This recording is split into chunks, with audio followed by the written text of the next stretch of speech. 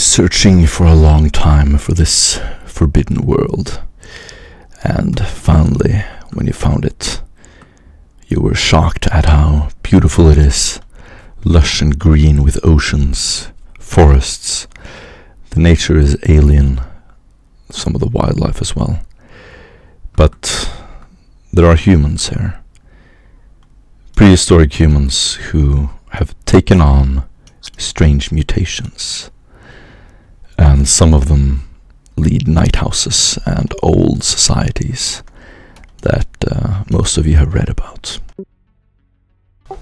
You have allied with the Night House King Savior. And according to him, his city, Fort Charney, is the only surviving city on the in this planet. You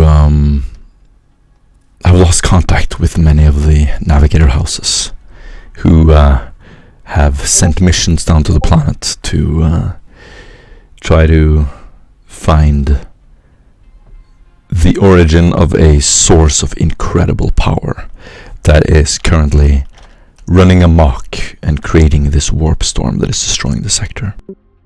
Every navigator house seems fanatically obsessed with finding this treasure or source or whatever it is. At the same time, everybody knows that there is some entity operating on this world.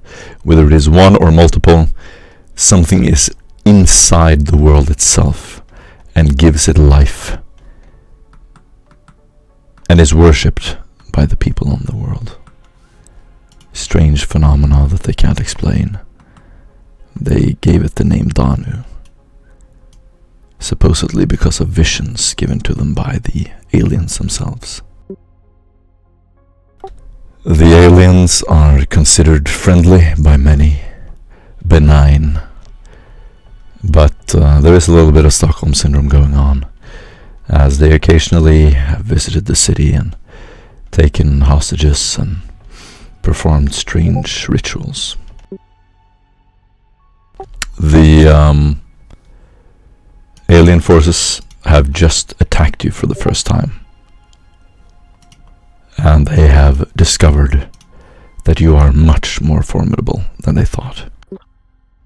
Their frontal assault was repelled, and the last scene you remember is of Imperial Guardsmen, hundreds of men standing up against this orange, huge glow of the nearby sun, cheering and chanting for their champions who led them to kill the Exarch. When the Exarch was destroyed, the army fled. You came back with pieces of the Exarch, its soul stone, and proof that it had died. And the men follow you slavishly. They have returned to Fort Charney, and as has your Archaeotech knight friend, who you met in Logoria Hold. You are currently on the way back. A few reminders. You have a ship that you crashed on the first session. It's crash landed outside the city. If it hasn't been raided, it's possible to repair it. You have House Burbazum as your allies, who are kind of dubious as well. And you're looking for an ancient diary written by Alexio, who was here probably centuries ago. There is also some talk that he left his descendants here. He was worshipped as a god by some of the locals, and decided to spend the rest of his life here when the inquisitorial vessel left him. He wrote about how he could try to solve the pandemonium, or how it could be done, and it was handed down to his descendants generation after generation, and lost into myth. You are also looking for a rogue trader, Tig al-Shahud. He was allied with Galanus Halbrel, who, according to your records, stole the ancient library, the ancient diary for Tegal Shahud, and he is hiding still somewhere near Fort Chani. You have had some insights that some of the officials here have been working with and enabling the rogue traders. That has all been shut down because of your operations. You have more or less conquered the city. You have shut down most of the rogue traders who were operating freely before you arrived. And you are now the de facto military rulers of Fort Chani. On your way back, you'll be driving in your belted vehicles and your bikes across these broken desert-like landscapes. You'll be seeing the setting sun and the freezing cold at night, driving up to find the beacon.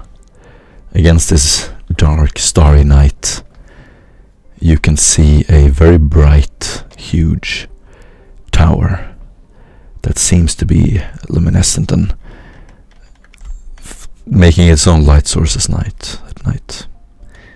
You'll drive up the hill and walk out of your cars and bikes, park them on top of the hill, take a little scouting round, and then gather around the relay.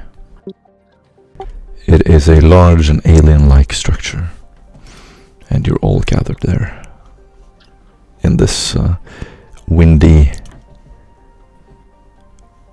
humid and cold night. And we can begin with Rick.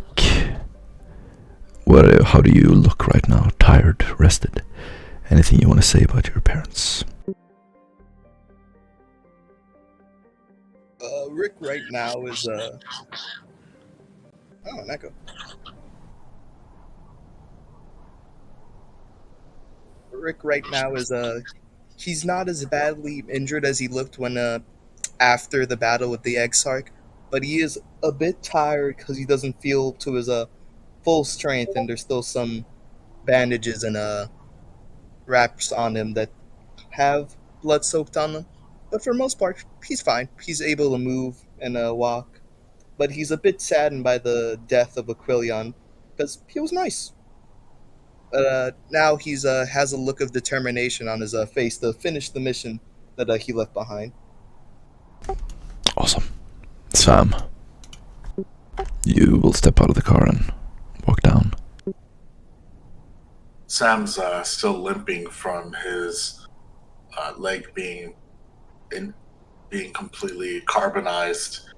He's going to be helped along with a menial as he's limping his way across the field. His eyes are kind of are narrowed as he stomps on forward. He spits out a bug that fell into his mouth as during the journey here. Awesome. Data Predator. Matthias was silent for most of the ride. Whatever remains of his vestiges of his former body, organic matter that still remained, were pushed to the maximum previously as he was striding through the desert in search of his target. As such, he spent most of the drive here in meditation and contemplation, detoxifying the lactic acid that still would remain and bother the good functioning of the machines in his form. He would rise from the vehicle through the door on the right of the vehicle, looking around with renewed vigor now that his armaments are once again at the maximum functional capacity. Awesome. Ricart. So Ricart will have spent the journey here just in silence, looking at his data slate and slowly going through each and every one of the 213 guardsmen that have died, looking at their service records and committing it to memory. That is, he will be ashen-faced. That is, you can see that the death of Aquilian has rocked him slightly, and is so concerned, what he called, with the health of his ogren companion, as it is now, but basically doesn't say very much and just keeps himself to himself. Whenever you see that Sam is, what he called, struggling to come across, he'll just turn round to Bob and go, give a head nod, and he'll know that, what he called, that means to go and help him. And then he'll just go back to his data slate. Roland.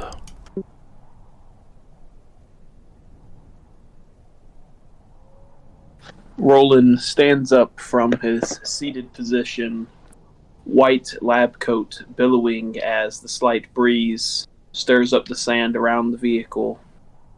He looks down at Samuel's amputated leg, rustles about in his rucksack, and pulls out a gleaming steel-colored cybernetic and just briefly hands it over to Samuel, waiting for him to grab it.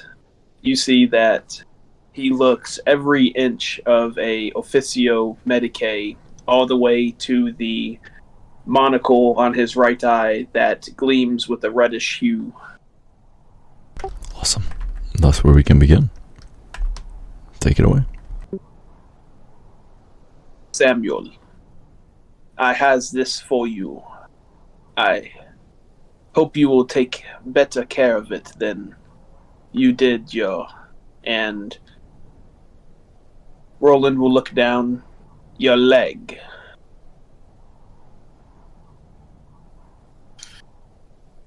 Sam waves the stump around. What of it?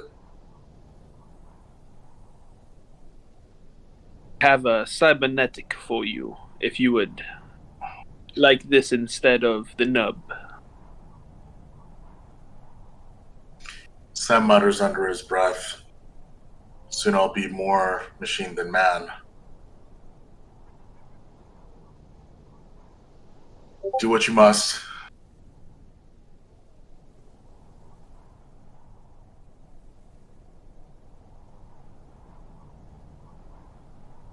Don't worry, I will, when we get back to the city proper. Sam gives Roland a grim but understanding face. I need a more sterile environment to see to my administrations of joining this piece of technology to, as he looks down at his hastily constructed bandage that has a little bit of blood seeping through it, your nub. But I think we should try and communicate with the ship and see if we can get any reinforcements. And if I can persuade Samacri Corpum to come down to the planet and begin searching the vault of the Omnissiah. Agreed. It sounds like a prudent plan. But for now, can you give me a little something for the pain? It's starting to creep back in. Roland will reach down into a belt around his waist and produce a syringe with a chalky, milky looking substance. He will reach down, take a firm grip on your hand as he rolls the sleeve up to show a prominent vein upon your forearm, and will slowly slide the tip of the needle down, puncturing just in under your skin, piercing into the vein as he begins depressing the stud. And you would feel a almost liquid warmth begin entering into your body, dulling the pain. That really takes the edge off. It certainly does. This is the good stuff, as he gives you a sly wink. Sam slowly nods his head as he... Is the Ogren carrying me, I presume? As the Ogren sways back and forth gently.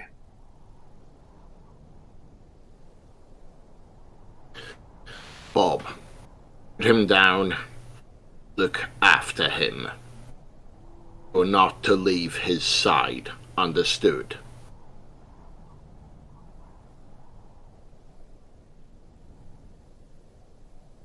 And what do you call it? They'll basically put you down in a sort of field, sort of cot.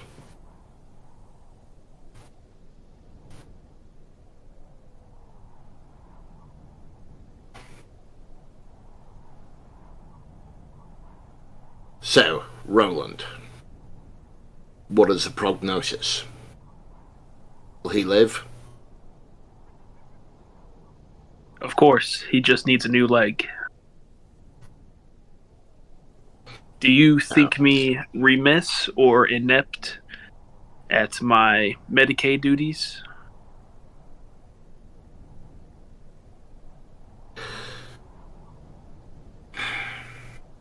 No, I do not. It is simply that we've lost so many today. Lose one more would be welcomed.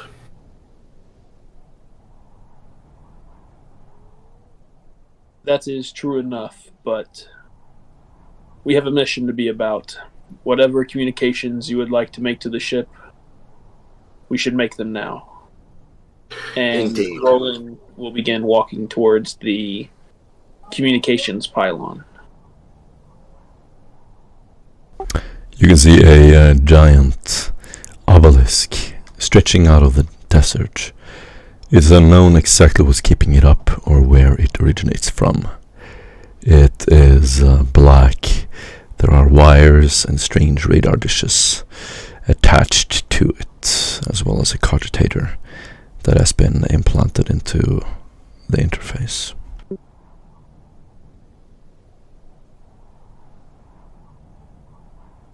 Roland will walk up, study the object for a couple seconds, think back in his mind to what he has read in Aquilian's journal, look back to the rest of the group, and say, well, if one of you would like to send a formal message, please do such.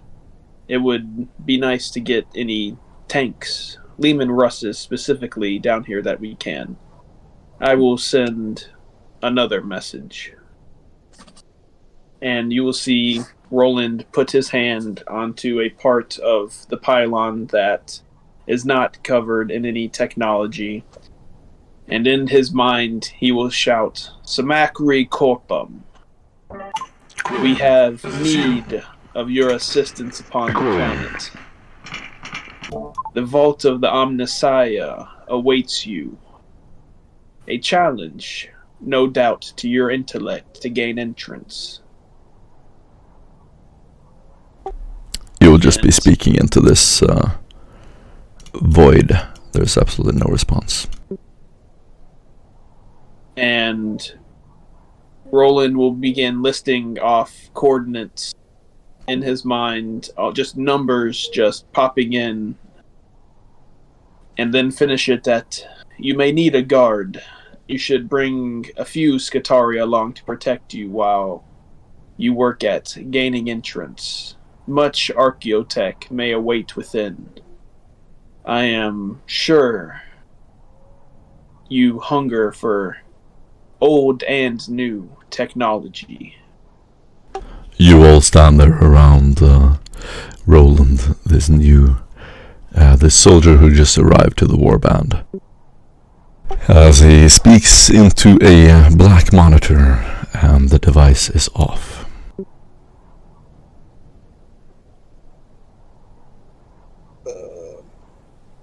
Should we tell him, or do we just keep letting him talk? Let him figure it out for himself. Yeah. Oh, let him talk. All right. Well, if he blames any of us, I blame both of you because I asked.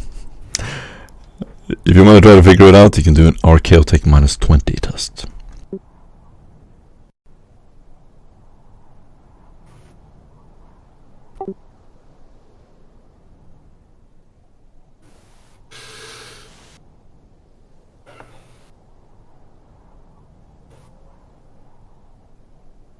You're muted, Roland, if you're talking.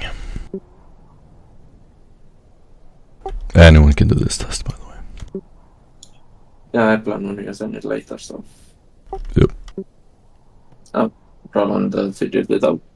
So the wind will start kicking up around you as you lean in closer. You're looking over your shoulder and you can see the rest of the group just occasionally looking at you. A little bit embarrassed, you will lean forward and begin tinkering with the interface. You have read about this kind of device before, but you have not interacted with it. You can do a tech use test -10.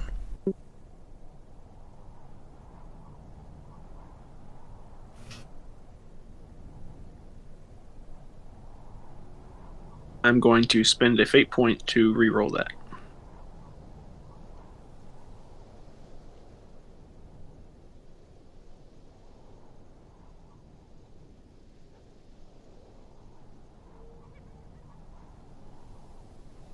Could I get some assistance, please? I seem to be miskeying the activation code.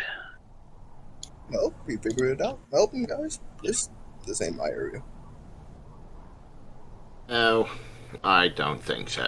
This is quite funny. He will, Matthias will go to Roland and say, "Do you possess any chalk?" You will see Roland reach within his waistband and pull out a white-looking stick, about 2 inches in length, maybe 1.5 inches in diameter. Chalk. There still may be some hope for your lack of technology. As Matthias, he is more of a priest than he puts more emphasis on priest than tech. He begins to draw sigils and ancient technomats signs around the obelisk on rocky surfaces as he begins to chant in low Gothic and later on in Technolingua as it tries to tame the machine spirit, pulling out an incense burner and throwing holy incense in the direction of the machine as this smoke begins to fill its circuitry. And then I will let them to roll tickets. Awesome, you get an inspiration point. And the machine fizzles and crackles, coming to life. Praise be the machine god! you will literally see like a boot up screen and then a loading, like the little bars build up. You'll see the data predator looking more and more excited, leaning down as the bar fills up all the way. It turns black and then flickers a couple of times. This is truly ancient technology and fascinating. He starts praying very fervently when it reaches 99% and it gets stuck there for a bit. Yeah, you can see the whole thing come to life. Lights turn on, the radar dishes start to turn. And you can just hear a whole bunch of static. Suddenly, as if you're following a flying drone through the air, picking up random voices.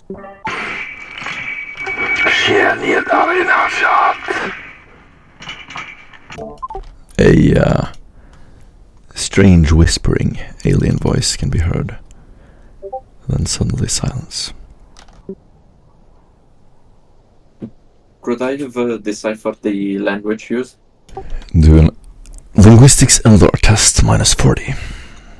I have a lexograph. Things. If there's a lore that I have no idea. If there is a language I do not possess the knowledge of, I can roll it as if I had it at rank 1. Sounds good. Would that be fitting? Okay. Yes. Oh shit. Success with 5, I think. You will instantly shut down the boot up and hone in on the exact location this voice is coming from, which is just accidentally picked up in its process to begin transmitting. You can hear the Eldari speaking. There is someone nearby, and they are ransacking an ancient storage facility that was abandoned, and they're talking about the giant who has left. The giant is nowhere to be seen. He has left. This is their treasure. The humans treasure this, and they are searching through things and presumably finding things, throwing them away, and studying you. From the direction of the antenna, is it from the previous direction that I used to contact the knight? It's in Lagoria Hold. Yeah, that's where the knight is. Fuck. I turn to the group and says, apologies for the disturbance. It appears that the Eldar have raided the knight's abode, the one we previously contacted.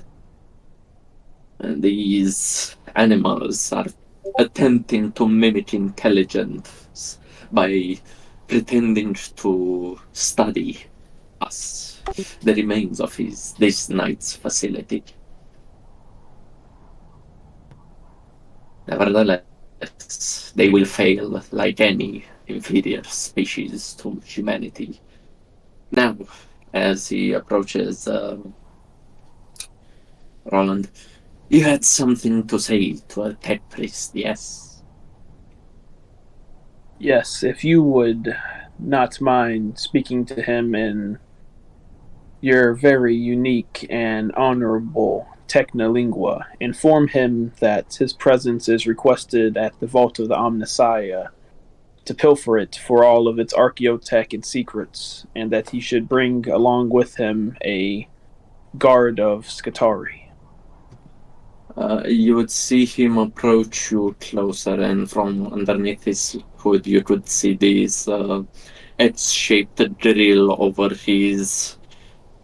You would call it a face, but the skull barely has some synth muscle attached to it. I am not coming. Its I am not locked coming. jaw I seems am not to coming there. emanate some sounds, but you're not really sure where they come from. Maybe deeper in the ropes, but you mayhaps not have the bravery or interest to look closer, as he says.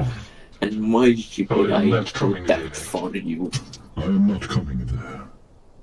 I refuse to arrive. Your machine cant is a much more pure language, is it not, amongst your kind? I refuse. Of course. I refuse to assist in your... Then why would you not wish to speak to a fellow brother in your most holy of languages? Because it does not benefit me. It does not benefit you, but it will benefit the rest of us. I see. And our investigation, which I is see. of most As he steps to the side and points you to the monolith and says, "Then you can speak to him yourself." Awesome. Matthias, come. Think about this. Truly think. As Roland points both of his index fingers at both of his temples on either side of his head. You would be better convincing than I on this. Me, just a mere fleshy being. Speak to him, Matthias. Convince him to come down to the planet. We need this, both for our survival against the Tyrannid, and for the technology to help us. With a monotone growl, he approaches and says, "Last time I offered my knowledge to a guardsman, I ripped his mechanical leg off and killed him to rebuild a motive system. I expect you to return the favor." I will be sure to do such when the time arises. Thank you, Matthias. As he, as if he was going to an execution, he moves with quite small steps towards the obelisk and attempts to make contact with that cruiser. Awesome. You will hear a little bit of static, and finally this echo as if you're there's some reverberation going on. Suddenly you'll be in contact with Quintinius, and what would you like to request? Blessed Armorer, we have sustained casualties at the moment. We have lost more than 50% of the guardsman regiments acquired previously. End the report. Request connection with local Mados. Well, that's the first time I've heard a tech priest concerned about the lives of a simple guardsman. I do not. I only care for my own agenda. Emotions have no room in logic. Of course you do. You're gonna hear a little click, and you'll God, I love him so much. you'll be hearing a bunch of static as if someone is breathing heavily, and moving around. Suddenly, you'll hear Rite. Someone is trying to fix something. Thrall, grant me an audience with your Mados. I wish not to waste time upon thee.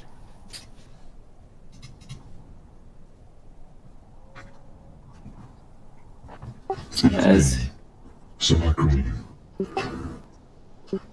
Venerable Priest of Mars, I request your assistance, well, on behalf of these unenlightened.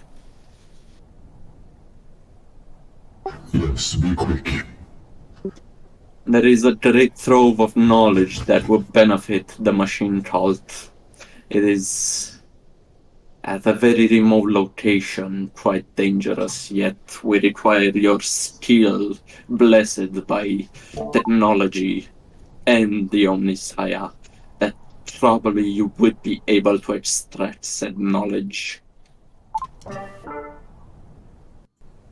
Is this on Samuel's orders? Drowsily, Samuel will kind of pipe up. Whatever he says. The Incinerator is in agreement with this course of action. At that, you'll take a little pause. I'll depart immediately. Where would you need me?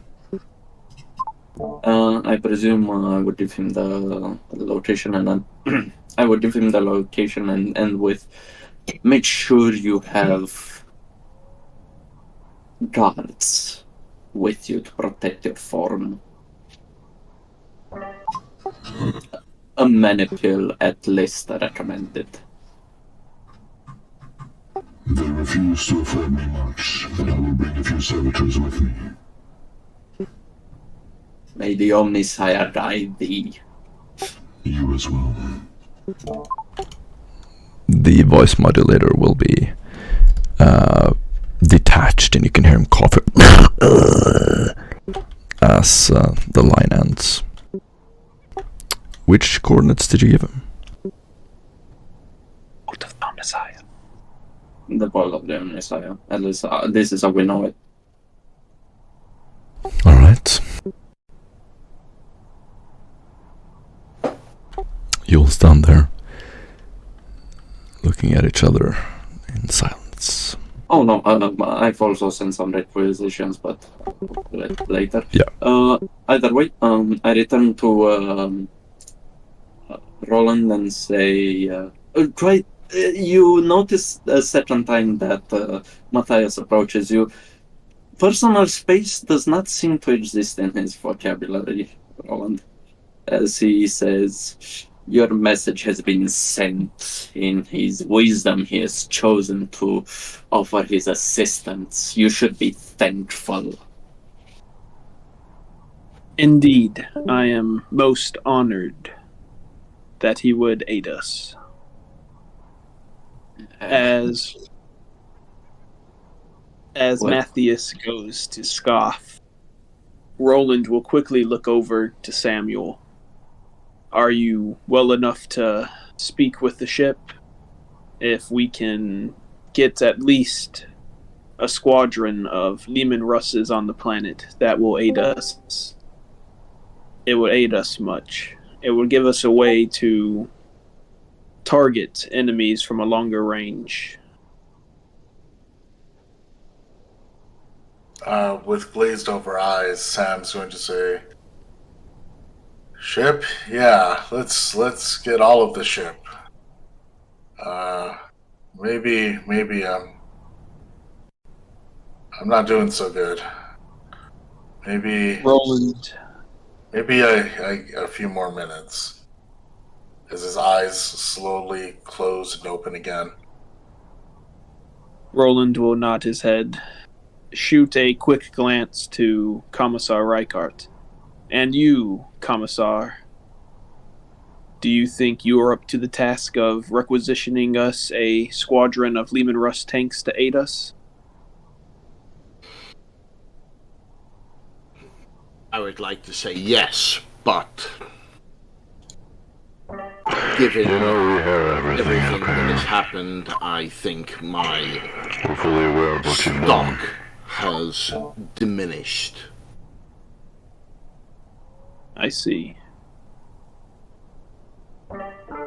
Yeah, we know. Then it is upon me I will, to... I will do what I can, but we'll see. Roland nods his head, then please take the pulpit to converse with the ship. See if you can make something from this failure.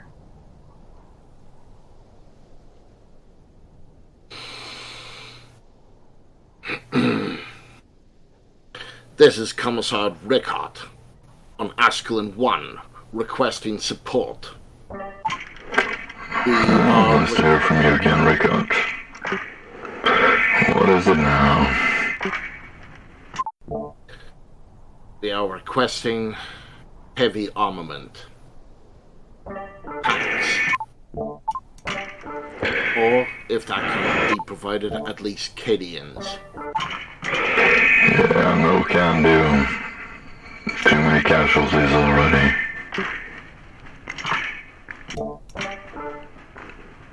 I am aware.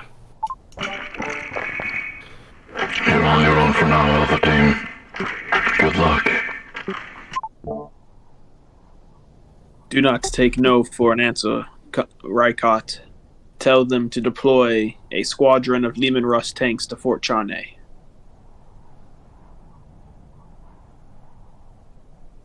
I believe in you. I do not need your encouragement. You get an inspiration point. Imperial Cruiser. We are not requesting, we are demanding. You know what is coming? I understand you lost most of your men already. We can't keep sending them. You're gonna have to perform better.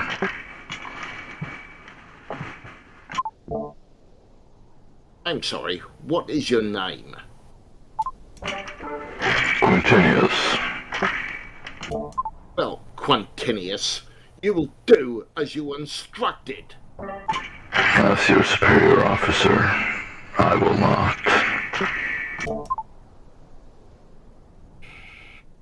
You will.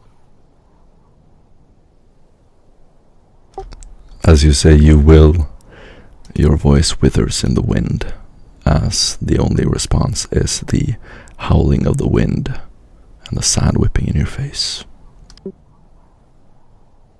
So, you will leave your Inquisitor down here without adequate protection. I wonder how well that will go over.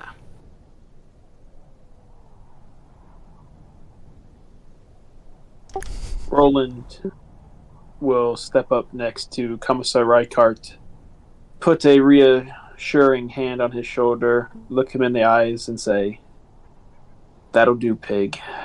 That'll do." What's a pig?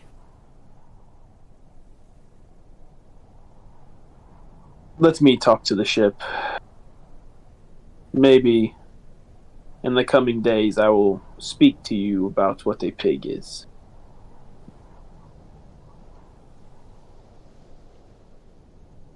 This is Roland. Come in, Imperial Cruiser. Over. You'll still be going into Quintinius's officio, no matter how much you request. The command of the troops has been handed over to the new battle leader, who is the Inquisitor himself. Only he can request reinforcements.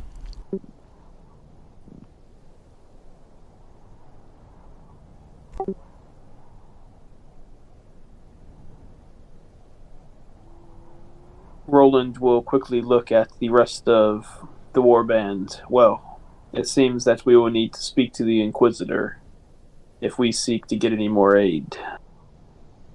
Quintinius, can you send us down medical supplies? We have many wounded.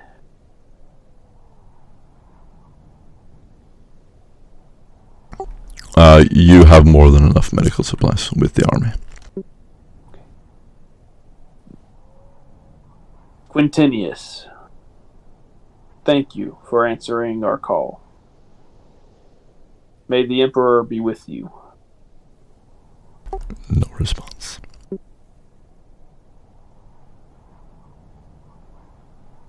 Roland will, after watching how Matthias performed his deliberate prayers, will slowly begin powering down the machine, saying the same prayers, thanking it for its service. As the machine finally powers down with the mechanical, he will look to the warband and say, "This Quintinius, he's a real douchebag. I don't understand how everyone can be so complacent." You will feel a very heavy hand on your shoulder, Richard, as you look to the side and see it being metallic in nature, leading towards Marius, and says, "From now on, Commissar, I suggest you work very hard on your efficiency factor. Since the Inquisitor has deemed worthy that he should take direct action, I fear that your career in the Inquisition may be very short-lived." be that as it may,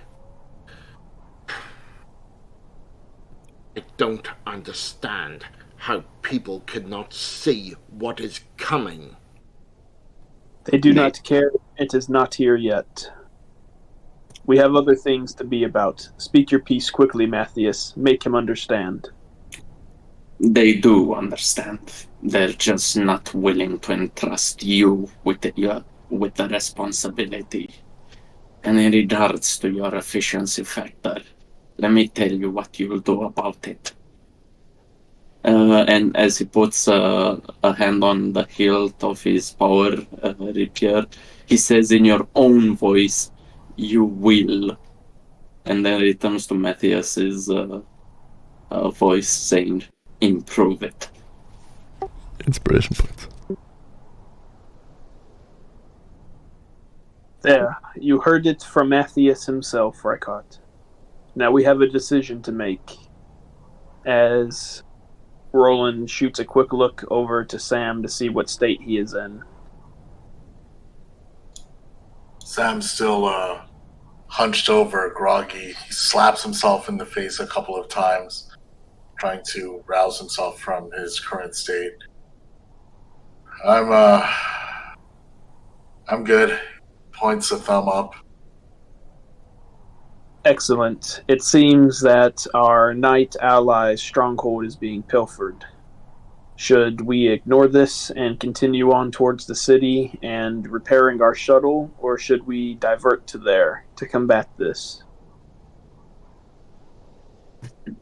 You know, Eldari to move in short, small teams. I doubt it. They value their existence as repugnant as it is. If we're gonna go march there, it better be with an army. I see. Then it seems that we will yield that stronghold for now until we can recoup our forces. Shall we make our way to the shuttle to see what state it is in?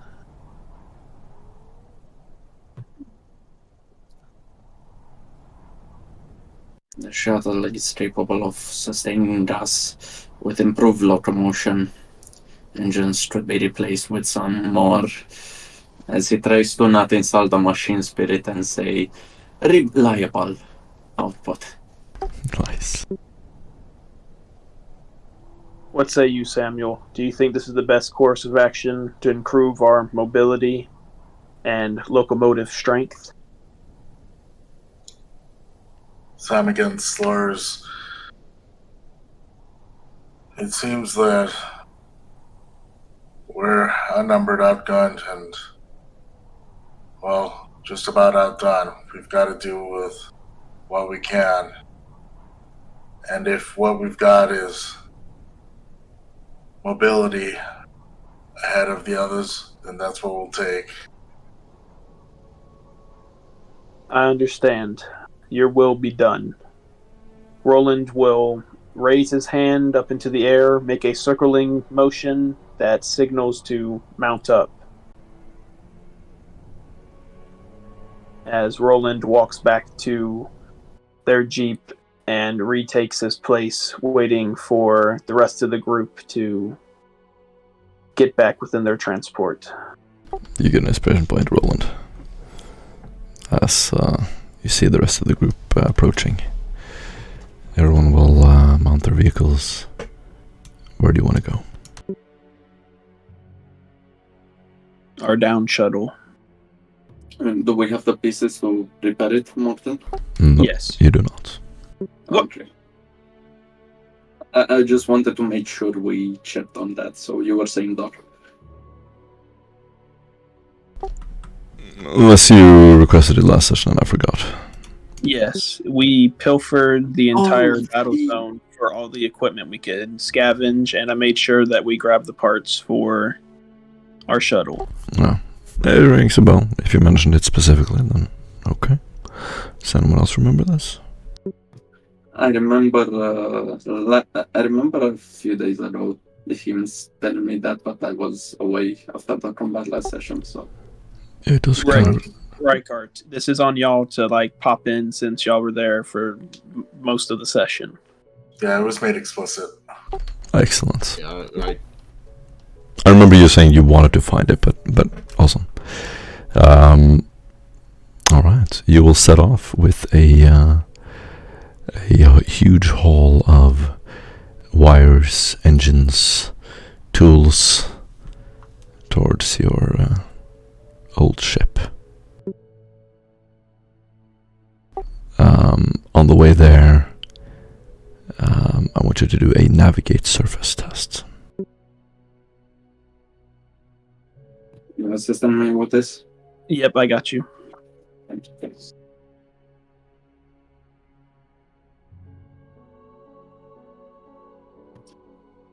Standing up from the driver's seat, removing his hands from the steering wheel, holding them in prayer as wires connect to the vehicle. Matthias prays for enlightenment, prays for the guidance of Silica to aim him in the direction of its injured servant, and the machine begins to swirl in the direction of the ship. Awesome. You'll see the ship in the horizon, far, far away. It is exactly where you left it. There is something is a bit different though. You can't put your finger on it, but there's something airy, and any of you can do a willpower test. All of you.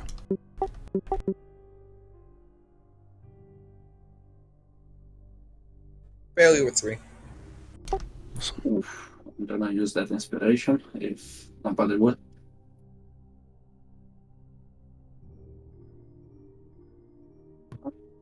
Got it.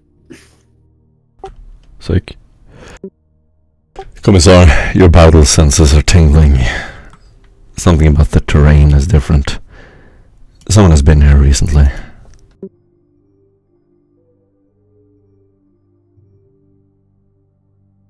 Something foul is afoot.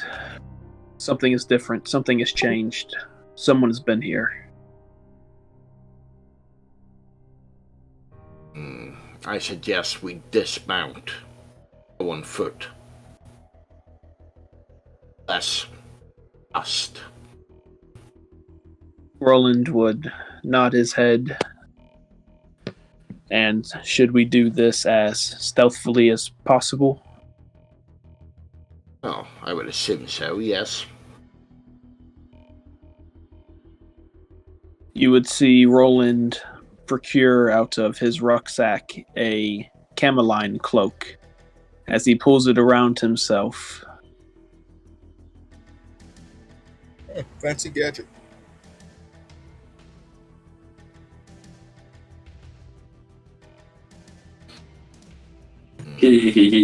Matthias turns in the direction of Rich, pretending not to hear him, failing at it miserably as he throws daggers in the direction with the power of his eyes.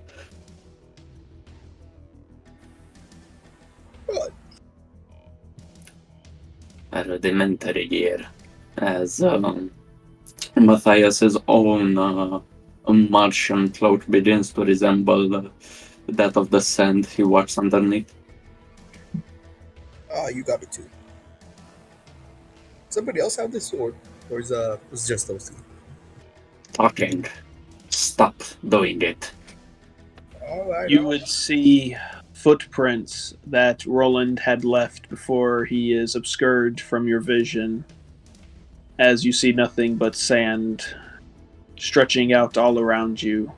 The footprints that were left by Roland disappearing as the sand engulfs them.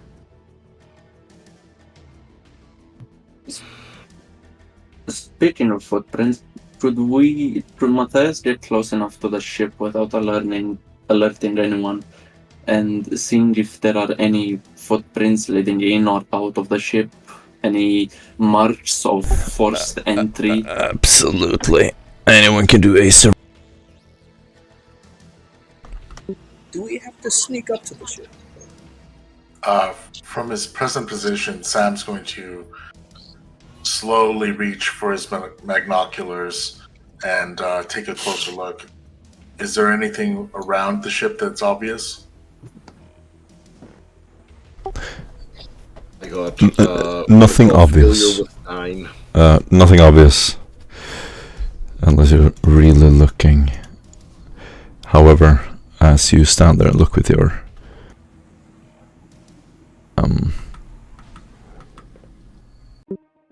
you will see the data predator walk up to the sand, and you're looking down, probably using your aspects as some kind of analysis tool. You will see a series of footprints in the ground, and you can do a forbidden lore Xeno test. -20. Which Xenos? Eldar. Okay.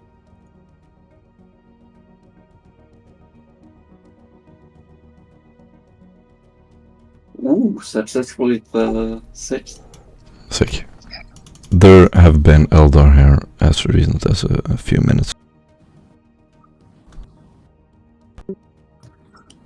Without any sound coming from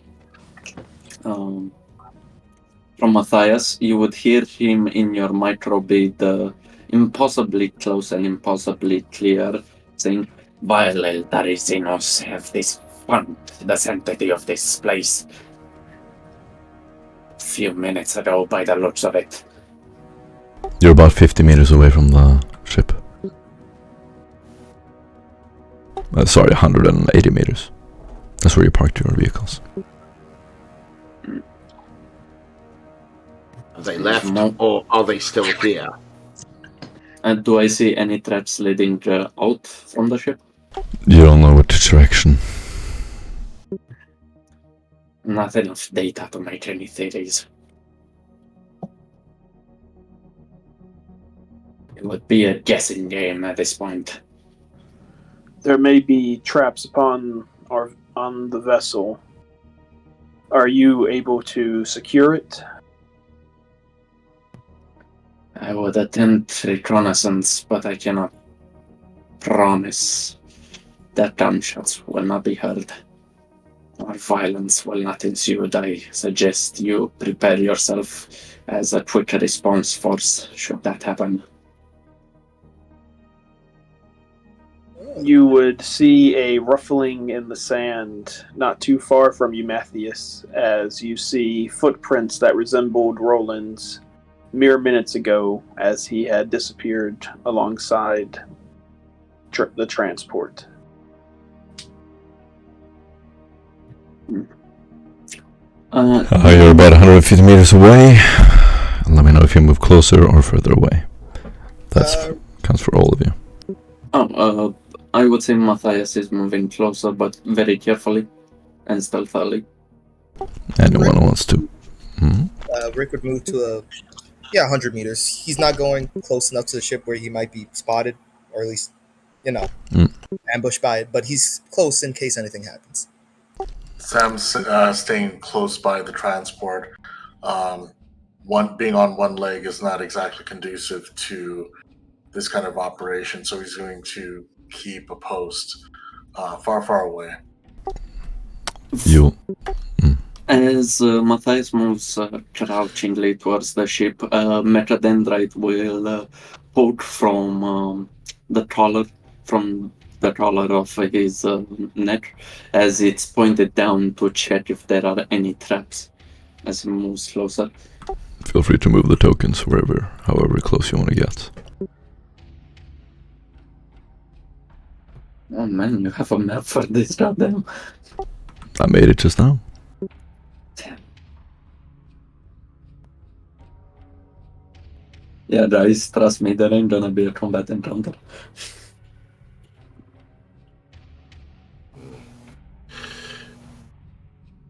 And you'll see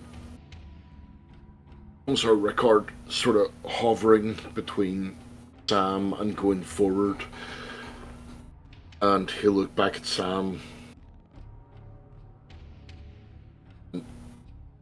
Sort of hover there, what he called. I will not lose another one.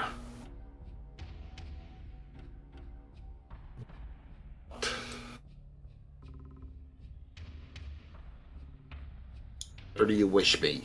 Rick, do a stealth test. Roland. Okay, yeah. Roland, do a stealth test. Matthias, do a stealth test. Got it. No minuses. Alright. Bob will keep an eye on me. You go ahead with the others. Yep, -4. Yeah. Oh my god, dude. If you... Oh no, I was just trying to be like close enough to engage, but not actually. Yeah, I moved too close though. So yeah. You parked your vehicles right behind a hill, climbing up it now. Is that your final roll, Rick? You can re-roll. Oh, I can? Okay. Yeah. Yeah, I'll re-roll. Yeah. Well, might as well try. -3. Did better. Jesus. Alright, Rick, you're gonna move up to the cactus right up here. And what do you want to do next, guys? I'll move again to my turn.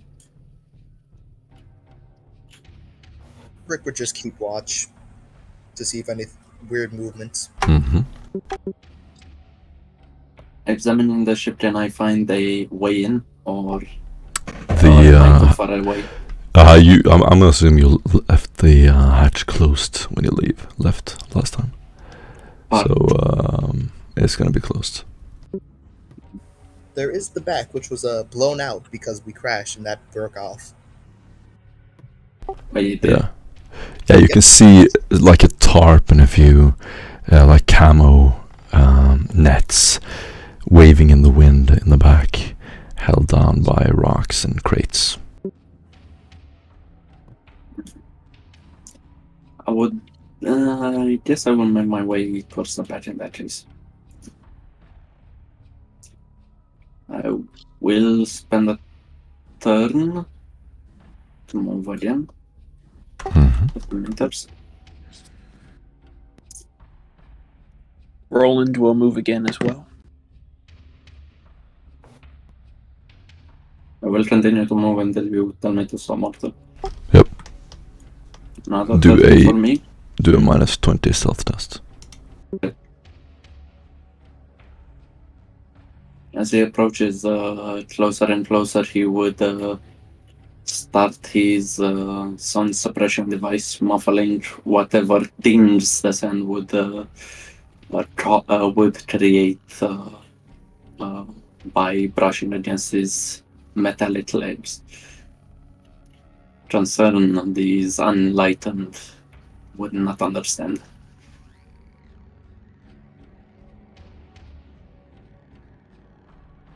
Did you succeed? With 11. Hold on. Wait, minus what? -20. 9. Success with 9. Awesome. How close are you getting, Matthias?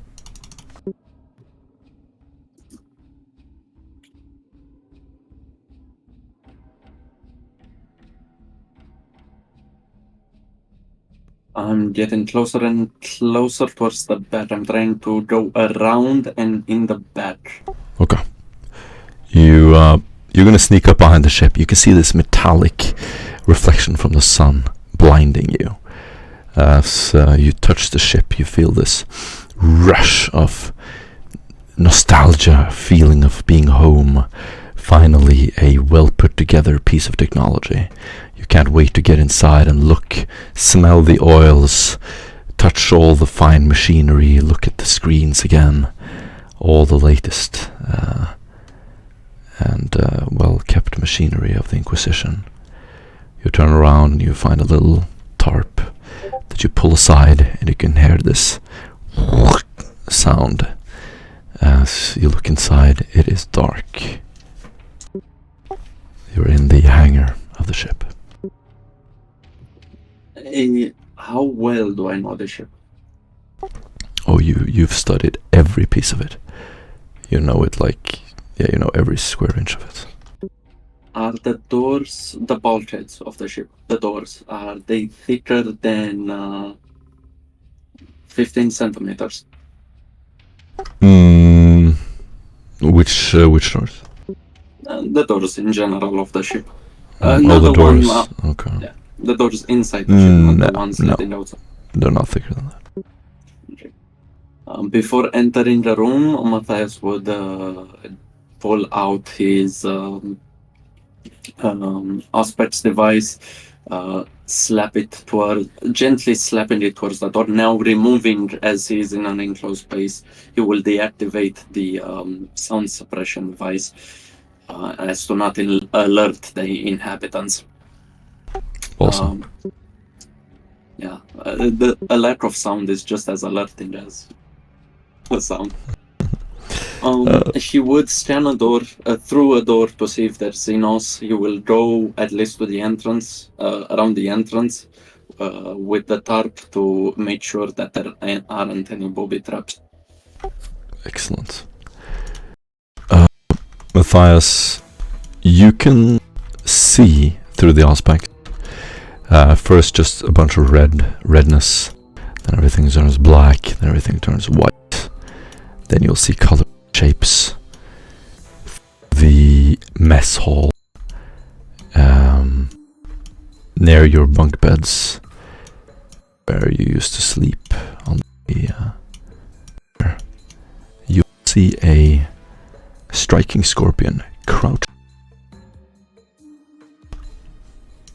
He is to a sword. There is an Eldari creature. Definition: striking scorpion. Location: barracks of the ship.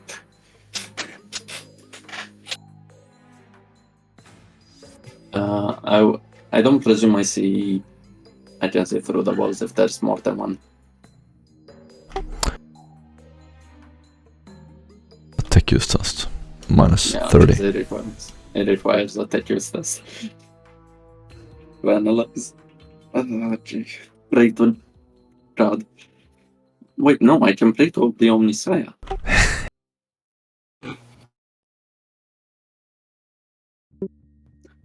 Thank God, that good quality. Success with 4. Sick. You'll see another one skulking down the hallway, looking through what looks to be drawers and looking at the machines, taking the monitors off the walls. They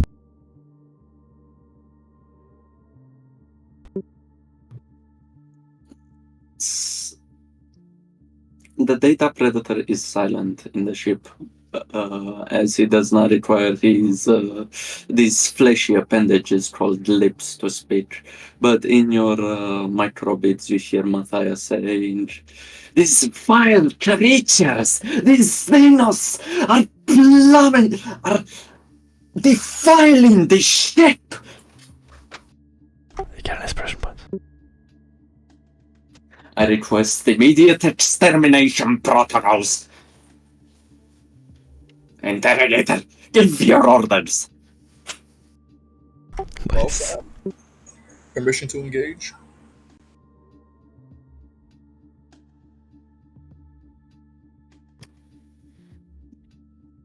I fully ignore it.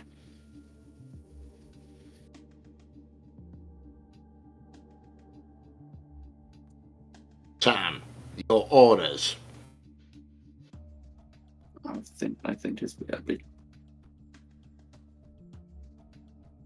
I would, as a lack of command has been established, I would advise the others approach the ship. Should they be alerted, I will commence removal of the would-be defenders.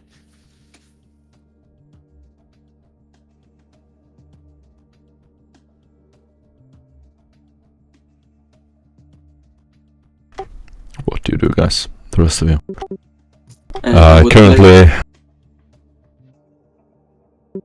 I would also start one of them until he becomes alert that somebody is approaching the ship, and then you know what happens. You're gonna go. You can choose between.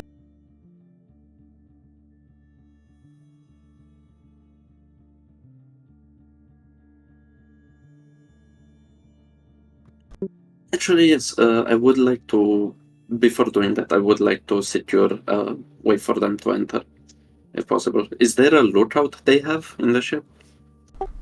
No, they seem to be totally oblivious to your presence. And not expecting you. Okay. I report that to them and just continue shadowing one of them. Well, if you want to keep doing this stealthily, I cannot help you. I am very loud, and I have tried before. It always fails. I'll drop BRB a second. So the scene currently is the data predator just hiding behind a wall, looking at these aliens moving about. And Commissar Rickard has chavied up. It is trying to keep as low to the ground as possible. But very much aware that his black uniform is not the most camouflaged.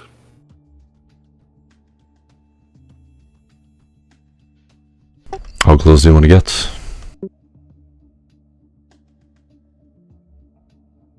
Well, that's him at the moment. Alright. Roland, do a... So, we have him on the ship. Who else wants to move on the ship itself? Roland will be as well. I did the stealth with the -20. I have the chameleon cloak, so it's just flat.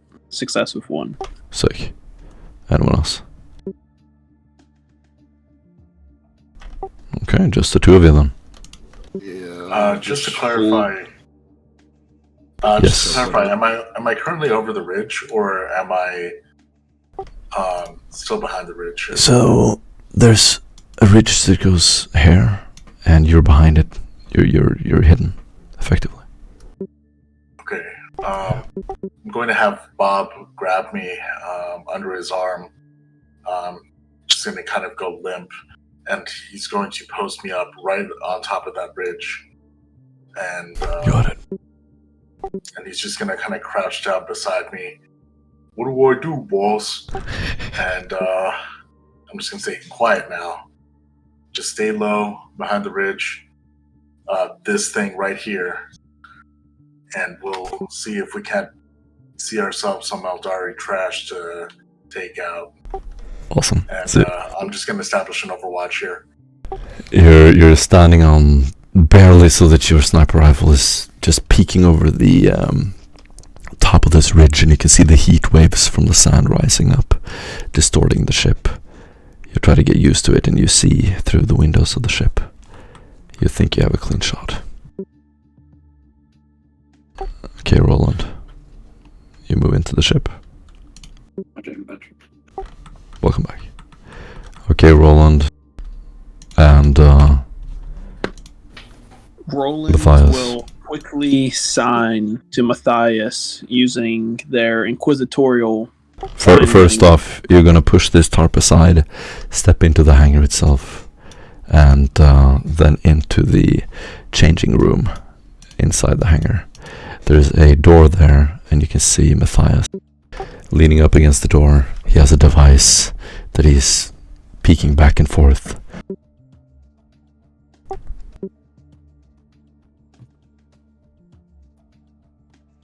Matthias will first, without speaking, chastise the acolyte known as Roland that he does not have a voice box in him, and he still uses a flash that takes around 5 seconds.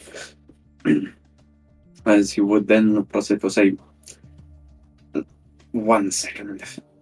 Have I finished making a head count of all of the Xenos inside the ship? The ones you see is 3 striking scorpions. 3. There's currently 3 striking scorpions. We can do this smoothly by eliminating all 3 at once. As long as we have the element of surprise and we can keep the gunfight muffled, we should be able to kill all of them without alerting the others. Your stealth capabilities are efficient. What about your offensive ones? You would see appearing beneath the chameleon cloak a oddly shaped box-like gun. You could see that there are tubes coming from the upper portion back to a back portion that fits onto some weird agglomeration of a tank, and you can easily tell that this is a melt-a-gun. Yes, very subtle. As I would turn to nowhere in the direction looking through the walls to where Sam is. Interrogator, do you possess a firing solution upon one of the creatures? You don't see anyone, Sam. That's a negative. He seems very distraught by this turn of events. One of them will have to be taken down silently. Is there a means for luring one outward? Can you see me pinging, Tove? I see only darkness before me. And to the right, I see that. Okay, I see it. Yeah, that's the shape. That's one of them, and that's just the other. So those are the 2 we know of. Yeah, the third one has gone down the hallway. He's far away. Okay. Fuck, I can't see it. To the bottom left. Well, middle left. I would say, Interrogator, with your permission, I would be more than glad to relieve the Xenos of their Imperial warrant of existence, that which they already do not possess. Proceed freely. I would suggest you and the rest of the acolytes to mount up and prepare to ignite. Perform the rite of ignition on your vehicles should we need a quick response force. Inspiration point. Rite of ignition. Wow. Maybe thought, yes.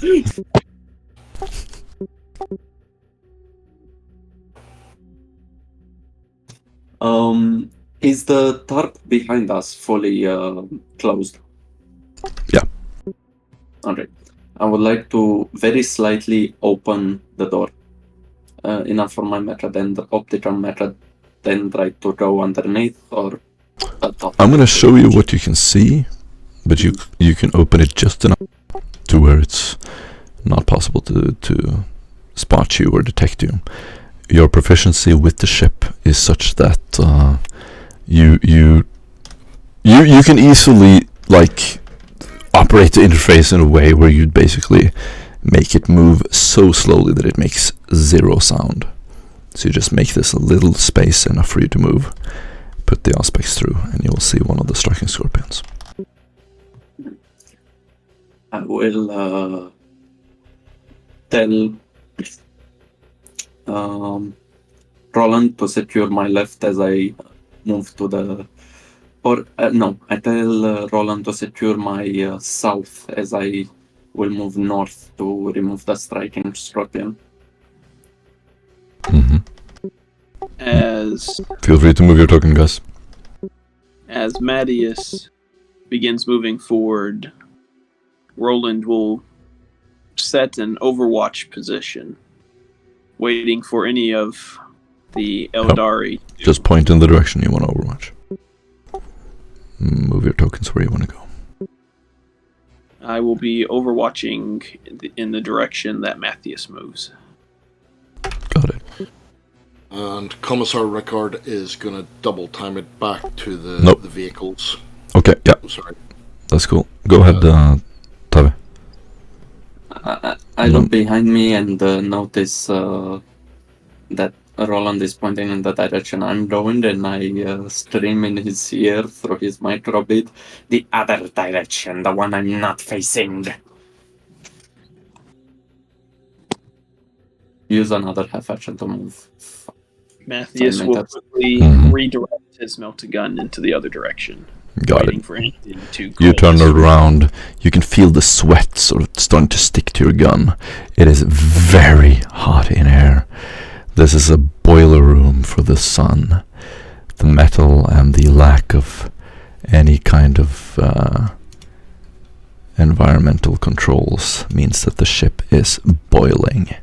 Sweat is pouring down onto your clothes, your gun, as you clasp it, trying to be absolutely silent.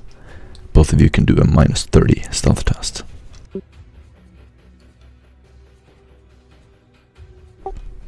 Sorry, no, -20. That's a flat talk. Oof, that was close.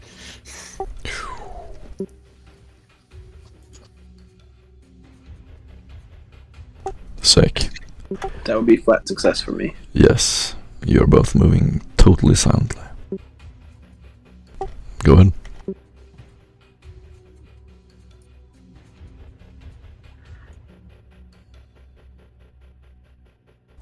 And another 5.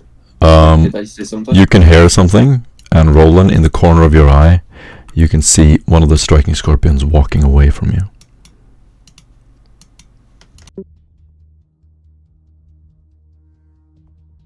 What do you do? Okay. Around the corner, you can hear very audibly the striking scorpion kneeling down. He is searching through an open cupboard in the wall. Sort of a white drawer that you pull out, a big, huge, wide drawer. It contains various repair equipment, cogitators, data slates, rebreathers.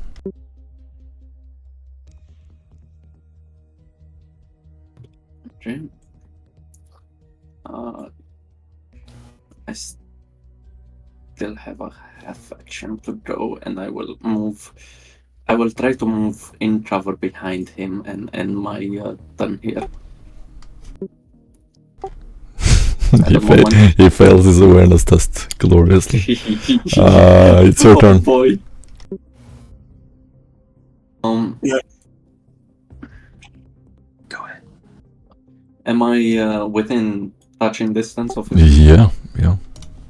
Okay. I will spend a half action to turn on my strummer, and another half action to remove the Xenos. But Oh yes, but let me first see if I succeed. Let's first see how it turns out, yes? he doesn't have a dodge, obviously. Ah, fuck. Notices he can't hear anything. Nope. Well, it is in my turn. Unfortunately, he can't react. That is true.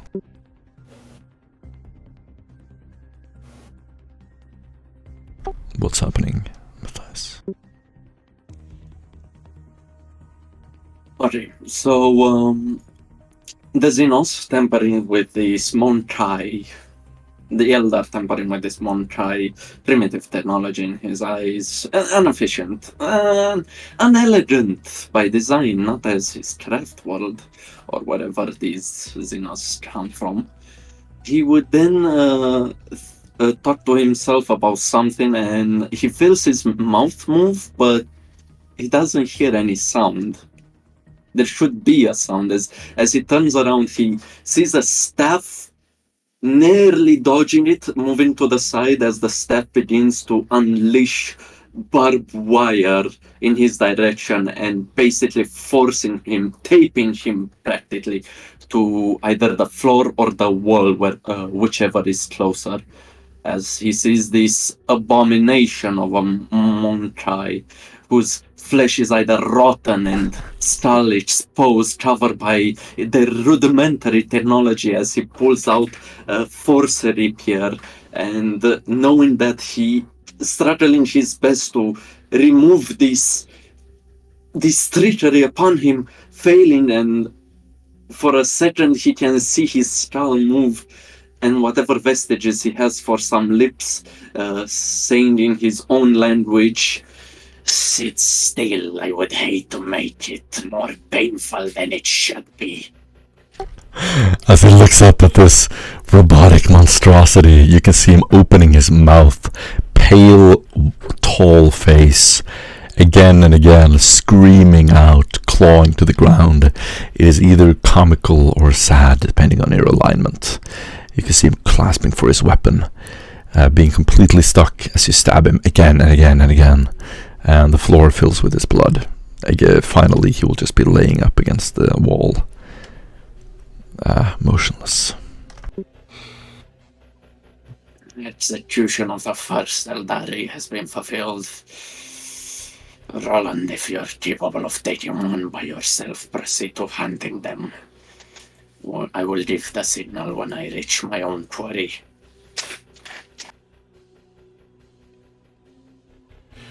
Currently waiting for your signal. We will assist when necessary. Matthews, I am afraid if I fire this gun, they will all be alerted. I will let you play your game of cloak and daggers until the time has come. As he is the same grunts as if a manufacturing worker was told by his overseer that, "Oh, you're working overtime." Nice. Go ahead and move, guys.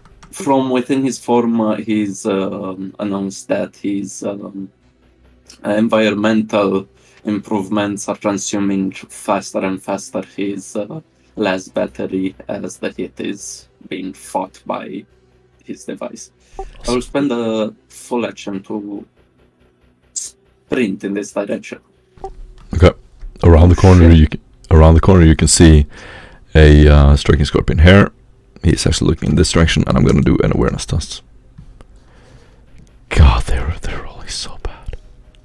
Okay, I'm going to say he's crouched up against the wall, and he's looking down currently, trying to grab something through an open hole from the damage. Around the corner, you can see another one. The camera sits in front of the stopper of this striking scorpion as he feels movement behind him, and just with his face he shifts and he sees nothing. He then turns to whatever he does, and camera pans up to the ceiling as you see Matthias crawling on the ceiling to his next victim here. Oh, damn. And do you have anything that helps you crawl in the ceiling? Mad boots, I guess. Oh. I guess that would work. Good prosthetic hands. And Yeah, magboots. Mag boots work. And And you're totally quiet too, so you're like upside down in the floor, in the ceiling right now. Go ahead. Roland, change position. There is another Eldar require Overwatch. Cover my back. Do another stealth test minus 30. Me, myself?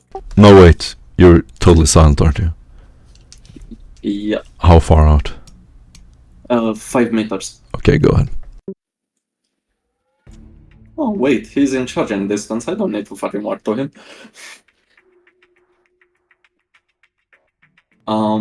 He will get a 5-meter warning as he realizes there is no sound. Yep. And he does react. He's gonna turn around, roll initiative. Okay. I will use a faith point to roll max initiative. Yes. That's a initiative of 15. 15. I roll 8. Go ahead. I will now do my turn and attack him. Yes. And because I love you, Morten, Mm. let me check the name. I'm gonna use another faith point for the crisp killing strike, making my attack unavoidable. Oh my god. You roll as well, Roland. Initiative. Making it unavoidable. Okay. He is currently... I am invisible. He is alert. Yes. You need to. Alright, Need to hit. you hit him. Oh shit, I don't even roll. It's unavoidable, isn't it? Yeah, but I still need to hit it. I thought you succeeded. Go ahead.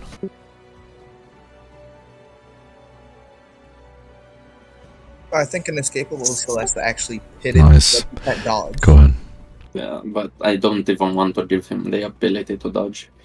Such animals do not earn the right. Okay, I hit him, same as before, same Awesome. combination. You hit him. Mancatcher stuck him to the ground. And you're gonna spend your next round stabbing him.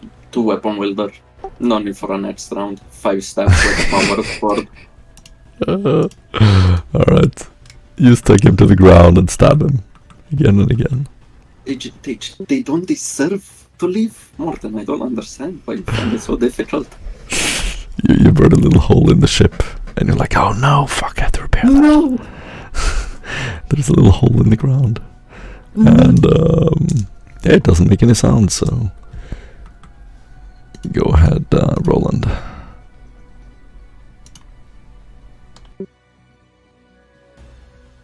Alright, Elder Striking Scorpion is gonna get a chance to detect that his friends are dead. And he does so. He's gonna go on high alert. And he's gonna backtrack. Yeah, Roland will be on Overwatch, backed away. Him and Tavi head cane. Yes, go ahead, Data Predator. I will spend the full action to use one of my talents. What's its name? It's a talent which I am able to, basically from my backpack, which I'm not gonna roleplay it as a backpack. I can generate smoke that has the same effect as a blind grenade, shadows, smoke thing. It does not obscure the vision of allies, but it does obscure the visions of enemies. It has the same size as my willpower and less as much as my willpower. It's once per combat encounter. The new cop. The new cop. The new cop. The new cop.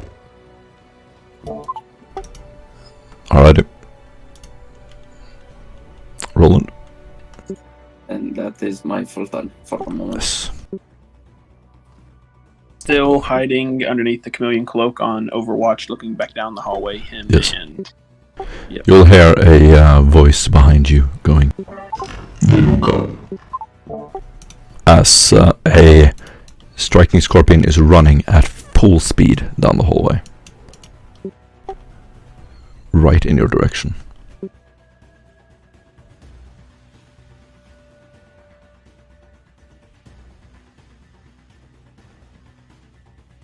this will activate my Overwatch. You have 15 seconds.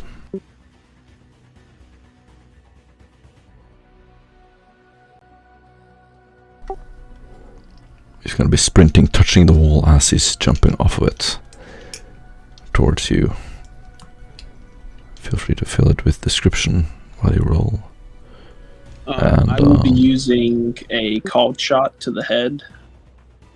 I have filled vivisection, so I get. You to cannot roll use a cold shot on a Overwatch.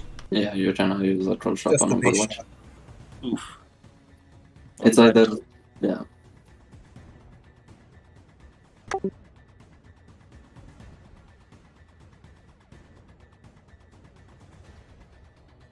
Okay, he's gonna start running towards you. Data Predator, it's your turn.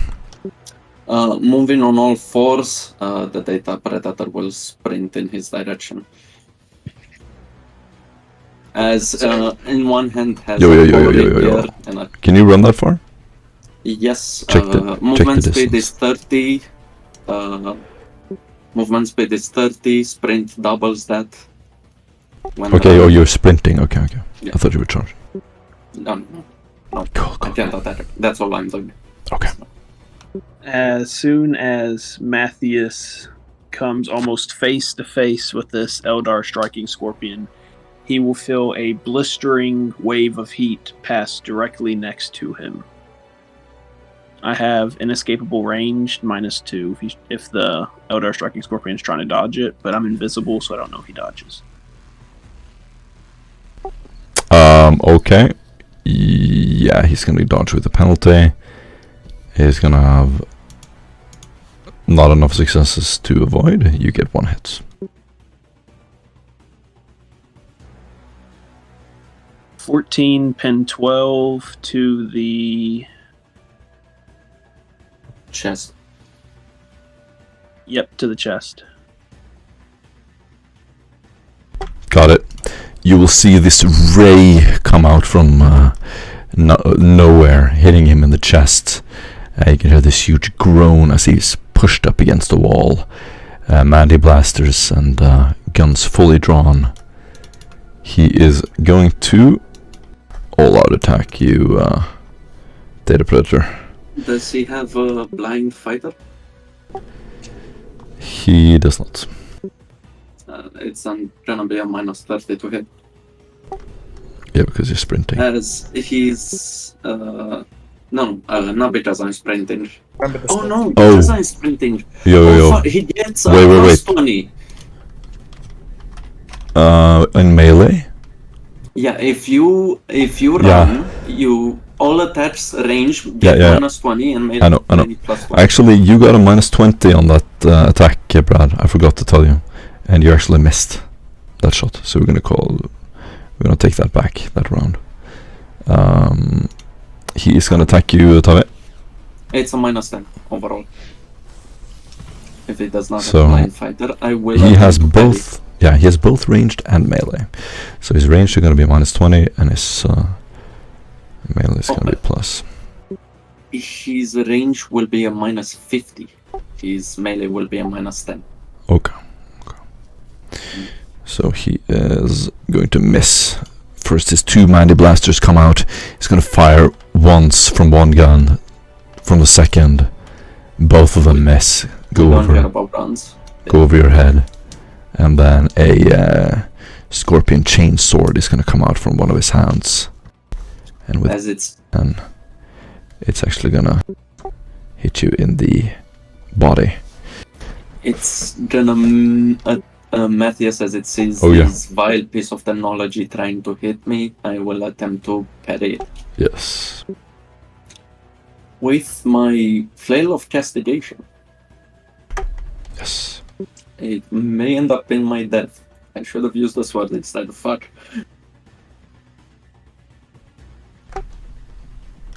Roll everything when it's not your turn, I guess. You parry Success it. with 4. Yes.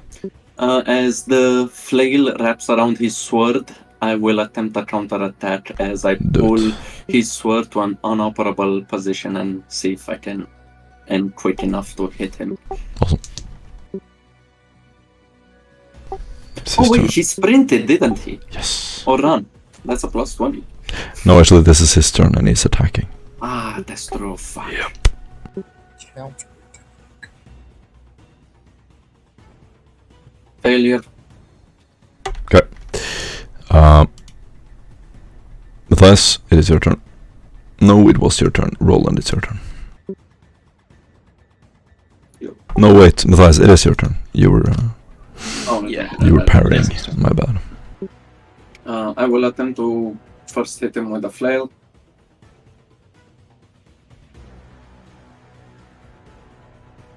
I will half aim. And 3 then degrees of go- success on the dodge. Okay, I'll have to hit with 3 additional degrees of success. Standard Cool. attack. He will try to jump away. So you attack him. First swing he manages to dodge, but on the second, the flail wraps around his leg as he pulls him closer. Make an agility -20 test. Fail. He's helpless. As he begins to pull out his power rapier. This character. No more angry thoughts, Matthias says. He's gonna be stuck by his legs, and you'll see another scene of this Eldari silent mouth opening again and again, help, help, screaming back and forth. Sound. It's not pretty. Let's just say that the chameleon cloak does not need help to turn back to red. Awesome. You deal with the Eldar. You wander around the ship, making sure that it is absolutely safe. I would then turn towards Roland and say, "Call it in." Roland would quickly reach a hand up to his throat, depressing the mic. "Come in, team. Make entrance into the ship. It's all clear. Rally up."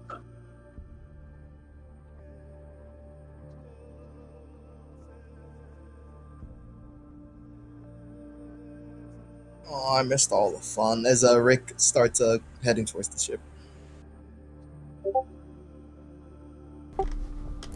You guys enter the ship, and you are back in old familiar territory. You haven't been on it for a long time. As you walk in, you'll recognize where Ripsaw used to do his tinkering and repairs, where the old squad mates' bunk beds were. And you'll enjoy a cup of recaf, some old rations that have been left in the cupboards, and walking around the gun room, you'll see that all your equipment is still here. They didn't take anything.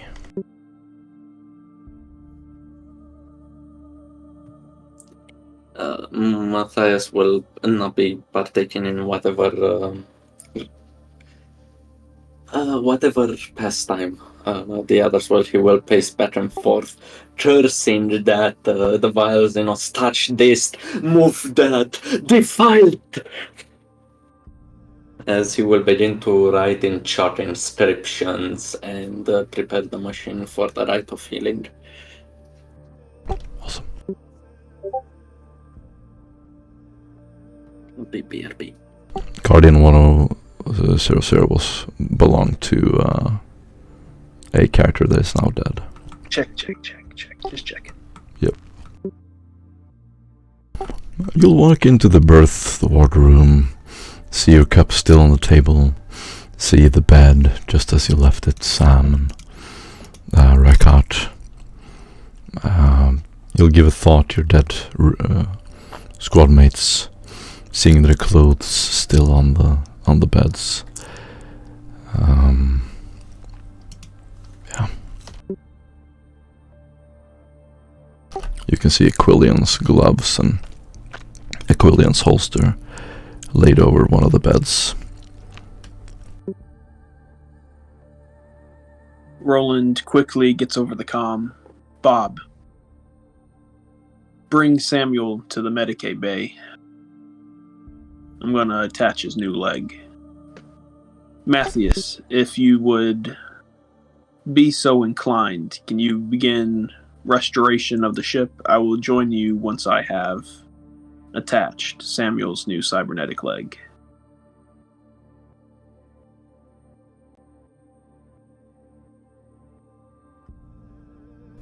You'll walk around and inspect the damages. They're pretty much exactly as you left them. Engine is destroyed. The propulsion needs to be replaced. But you can do a bunch of tech use tests if you want to try to repair it.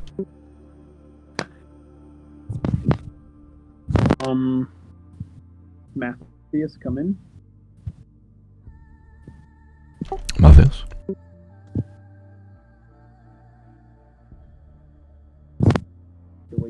And goes back to her as well. Yo, are you here, Matthias? Well, if I know anyone, it's Duskin, and if I am certain, if I pull this back, yes, there we go, the good stuff. Yeah. Bit of an alcoholic, but good egg.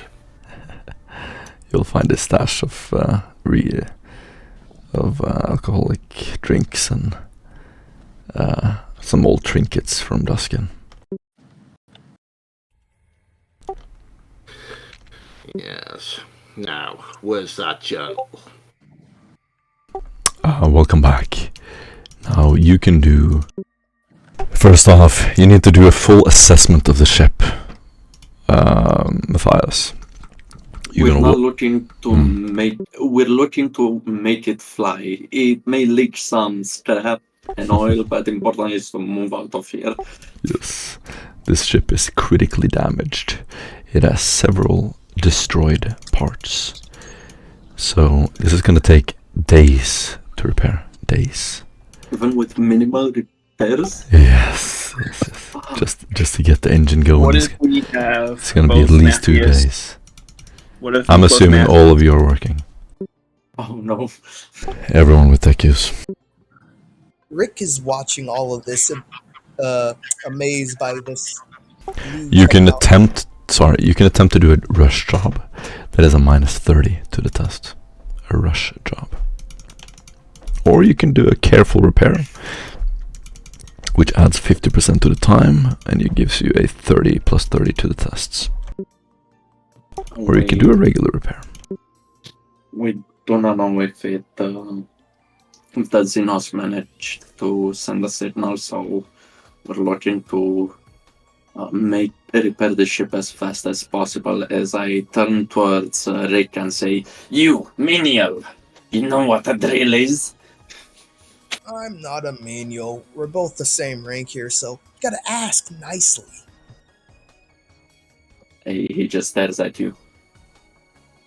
Your staring is not gonna fix it. Do you want to live? I don't think you can kill me, but nah. Then start repairing the ship. Some bolts. You are capable of doing that, yes? This ship is gonna get more damage if I touch it. Well, dumb labor is what you would be best put to. Carry some stuff then. Yeah, I can do that. And I will proceed to do a rush job with the help of everyone. I presume that would be a plus then for the test because someone is assisting me, if that's okay. Or with does not count. I'll tell you how we're gonna do this. First off, we have some questions. So you want to use some tools, right, to help you? Yes, if possible. Yes. Alrighty. Which tools are you using? Combi tool. Combi tool. Yeah, pretty much. Let's see. That's a plus.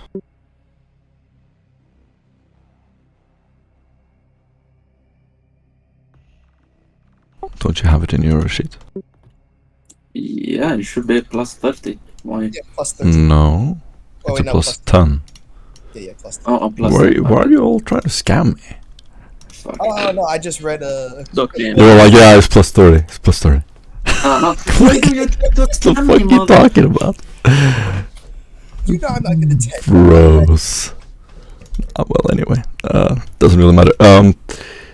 You can attempt a rush job that is a -30 to the test. I will... No bonuses from assistants.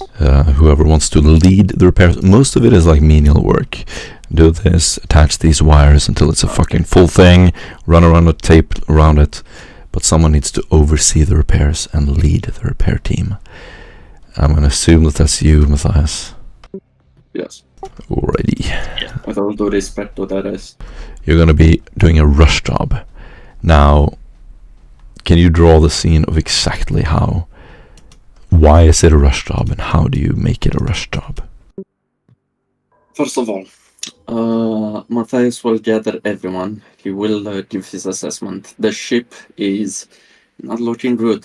What we're looking for is enough for its main structure to survive the trip to a more secure location, as we do not know if the Eldari managed to send a signal for reinforcements.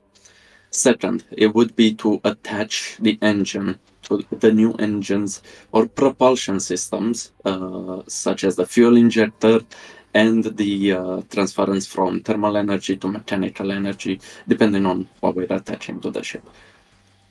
This will be rushed in a way that we're ignoring things such as doors, anything interior, walls that are missing. We don't care. We only care that the front is aerodynamically enough and we have a space where we can maneuver the ship safely in. Second, the engine, it will be basically more concentrated than the rest of the job, since the structures we're basically taping it together. We're carrying enough that to connect the fuel supply to the engine, possibly keeping something of the old engine there, which would maybe create additional fumes, possibly affect the crew due to monoxide poisoning, due to not enough Awesome. filtration, Awesome. so on and so forth. I can tell you exactly how much time this is going to take. So, the ship has 0 armor, or rather -10. -10. What's it called? Integrity. So, repairing it will be 4 hours for every 5 points you repair. In addition, your weapons are destroyed. It's going to be 2 days to repair your weapons. Your engine is destroyed. That's also going to be an additional 2 days.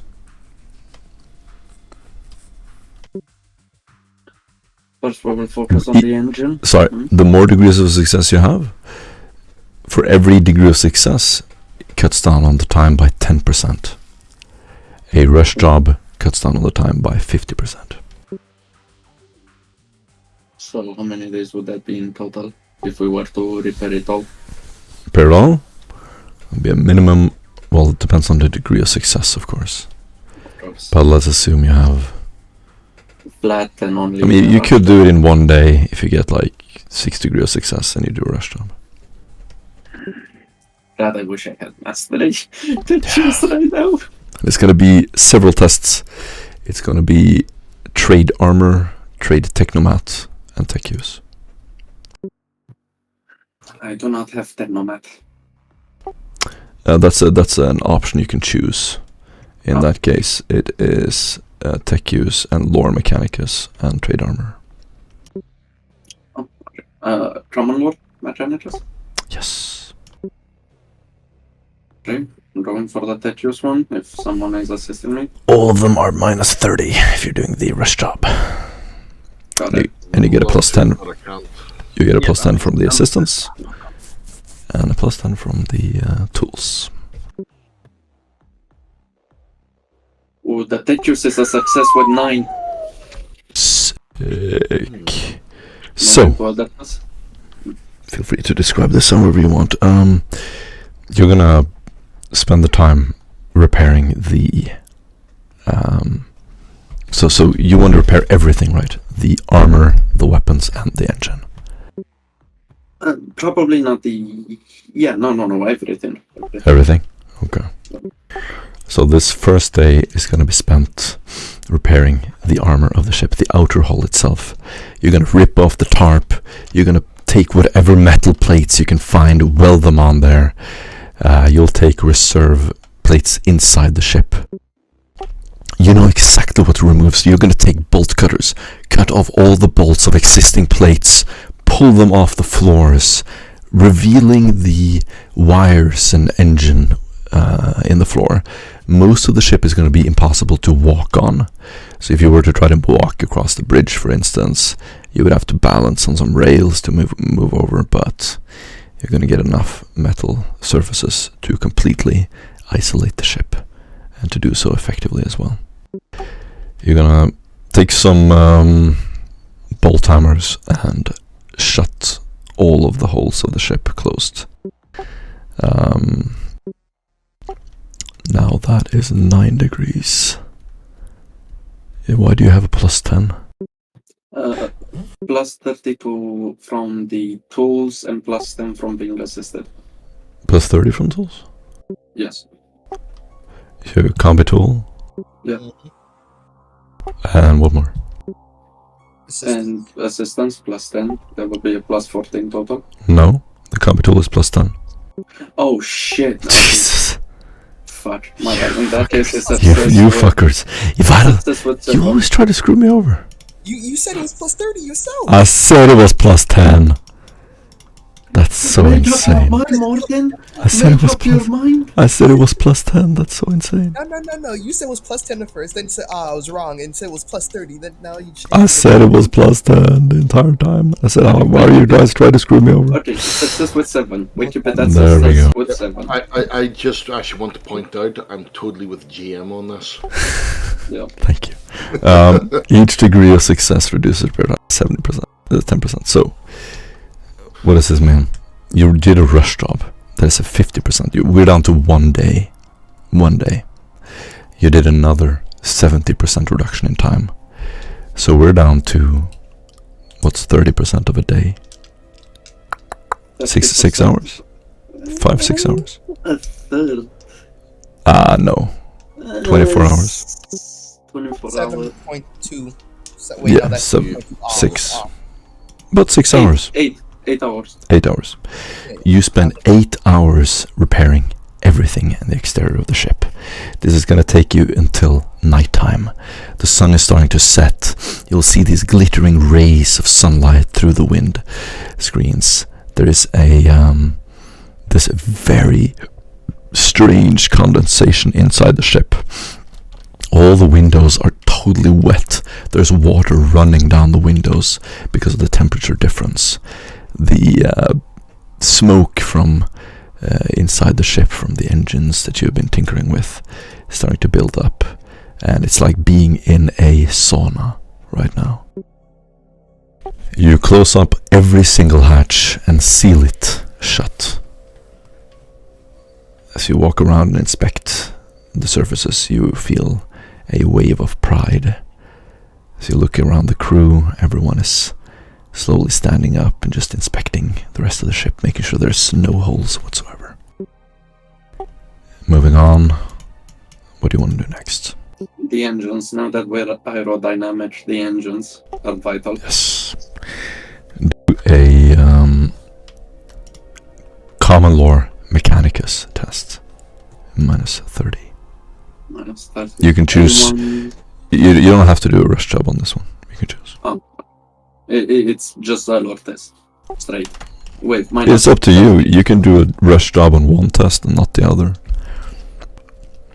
The engines are vital, so I wouldn't do it on the Mechanicus lore test. So you're not going to do a rush job here? No, on this one we're gonna have to take our time. Okay.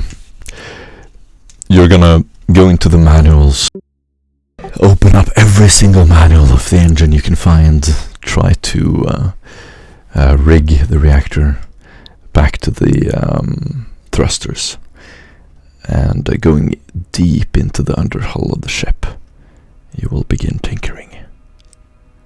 You can roll you get an assistance of +10. Halfway through the work, everyone in the crew realizes that a vital component of the engine is missing. We're gonna have to use the old fried one. Thankfully, Matthias knows a way of doing this, of rejuvenating that engine. Everyone will have to partake in an exorcism as we proceed to like a few hours. We're gonna spend just painting walls in arcane rooms, preparing candles to light up. Incense is placed ready to be lit up for the ritual. Of course. Perfect. Put priest back in pet priest. One of the rooms looks like a carnival bunch of colors, incense, lights. It looks like a madhouse. But you can see the tech priest crawl into the hull of the machine. After seeing him emerge several times, you will suddenly hear a little spark. And like this surge of electricity, suddenly lumen will begin to flicker in all of the rooms. You'll see a little bit of light on the bridge. One spotlight goes on, another. The battery gets hooked up, and suddenly you hear boiling. The water of the environmental chamber is starting to boil. You can hear fans turn on. You can hear this whistling of sound from the ventilation system. As you stand around, what is your reaction to this? The engine will go on. You'll see the bridge begin to animate. Some of the moving mechadendrites sticking out from the bridge itself will begin to move. And power is back to the ship. Roland will look over at Matthias with a smug look. Yeah, I knew you could do it. You see Matthias coming from the room of the engine with slight injuries and parts of his cloak slightly singed as burning as he recalls the exorcism. Can I roleplay the exorcism? Of course, this took 2 days, by the way, guys. You spent 1 day painting the rooms, lighting the candles, and an entire day for him to repair the engine. At the end point where the machine begins, the entire ship begins to sway a bit, and the lumen begins to flicker as part of his become to life. Matthias, in the battling with the strap code, says, "You vile creature, while spawned by the bleakest of minds and darkest corners of intelligence, be gone from this child of the machine god," as exposed wire would violently fling itself as Matthias, as the sparks hit him, and he says, as he falls to the ground, but does not relinquish his will to save this child of the Omnissiah. And That's as he awesome. lives and tells you this, says, yeah, that's what I did for the entirety of the day. You get an inspiration point, of course. And the thrusters of the engine will begin to roar. However, as you walk up to the bridge, familiarize yourself with the controls. Who wants to walk up, by the way? I'll walk up. Alright. Commissar, you'll touch the buttons to check the systems. As you flick down on the weapons, it says offline on all of them.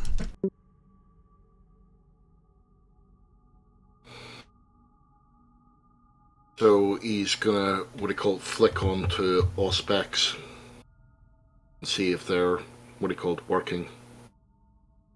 They are all critically destroyed. You can do a trade armor test, whoever wants to do it. You can do a rush job half-time. Yeah, I can do that. Whatever you want. Roland will quickly come over the microbead. Get us in the air. We've wasted too long here. We need to get back to Fort Charney. You need to land to repair the weapons, by the way. There is, I would say, there may be also an issue. With the aspects destroyed, there is a possibility we might be flying blind. We're gonna have to be very careful where we point the ship towards, and the pilot will have to keep it steady.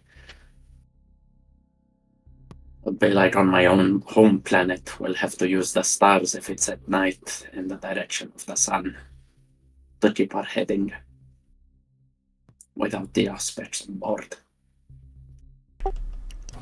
Well, But I'm not a very good pilot, so anyone else want to jump to it?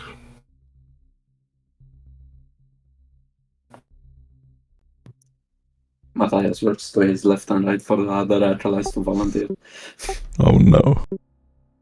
None of you picked piloting. Hot take. Maybe we should end the sessions here. Get a bit of XP in, you know. My person. Rick, You could crash it again. Rick I'm not steps up. holding back. Rick looks like none of us know how to fly, do we? I that's believe we should start role playing more, guys. My personal opinion. Maybe that for is an really hour, funny, an hour obvious. and a half, you know.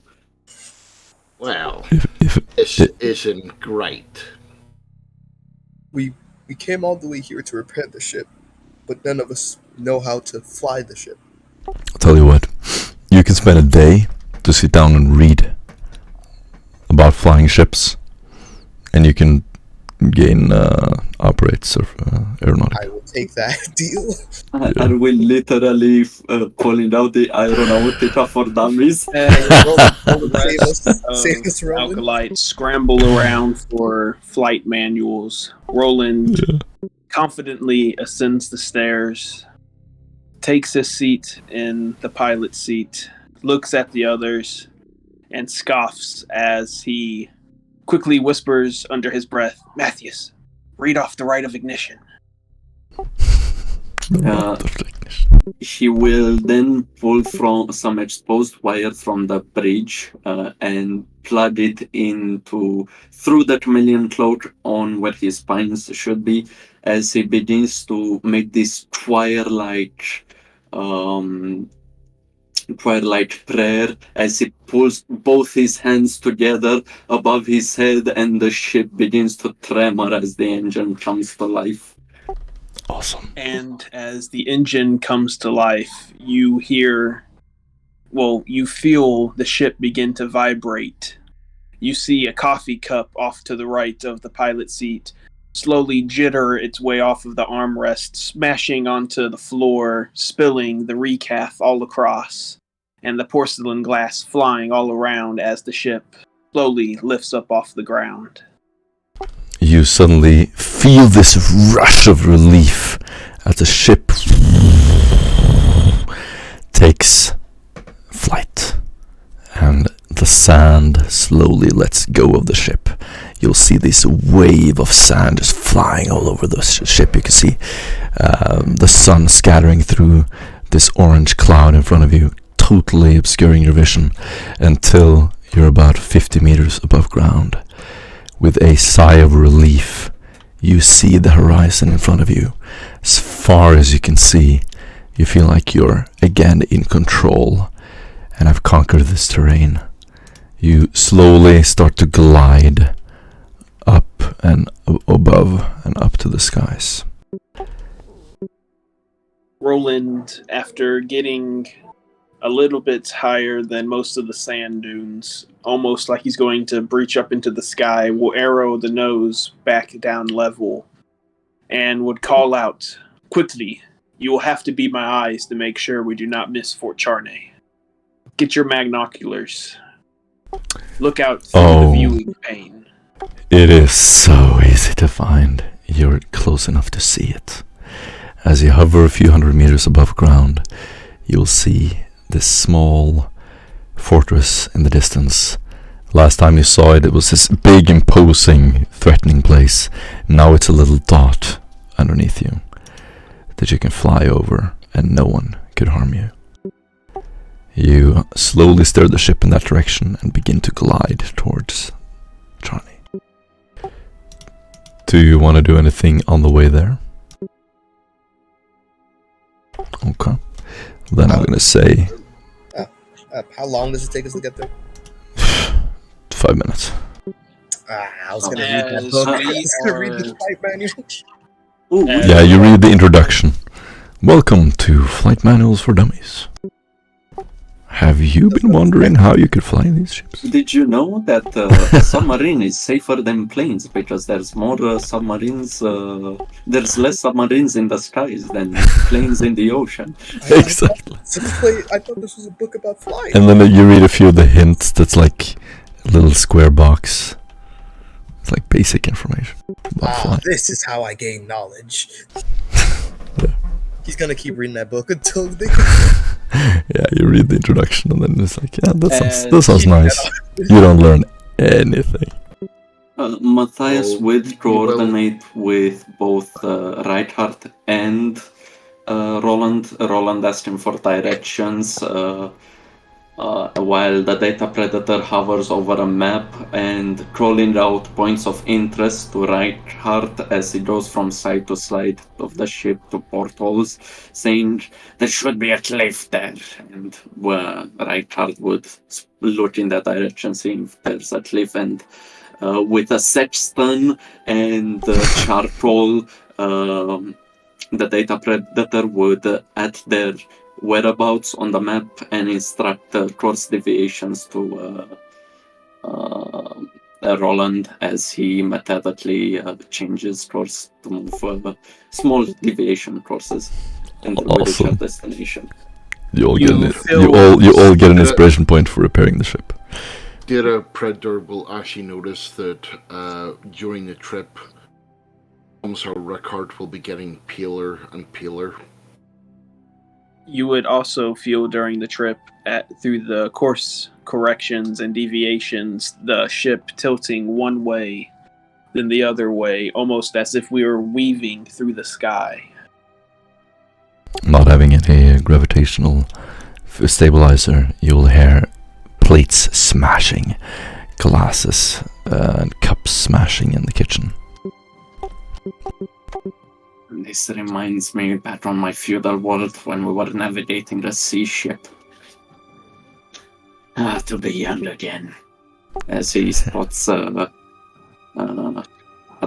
and says, Reinhardt, we're almost there. Take a breather. You seem not at peak efficiency. Yes, Matthias. No. And do you know what awaits us in Fort Charney? I presume an overpopulated city with minimal supplies. A meeting with the Inquisitor. Something even better. Yes, the meeting with the Inquisitor, Did which you will take recommend that? priority. But something even grander for our fat-bellied lady, engine seers. Well, I'm glad that the quality of the menials will increase as he looks in the direction of Rich and says, adequate work. Not excellent, but adequate. Not my job. Good enough. The guard, he mutters under his breath. Yes, we will meet the Inquisitor. But something else. Do not You would any of all you feel it. begin feeling the ship slowly descending towards the ground.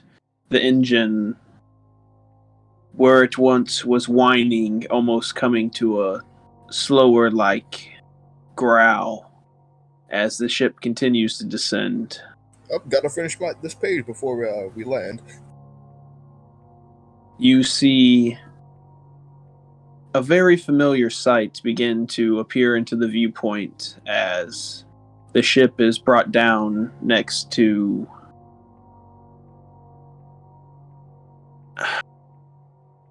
the temple that we have the Archconfessor in. Are we basically landing it in their garden? The temple garden? I don't think they have a landing pad, right? You know the answer to this.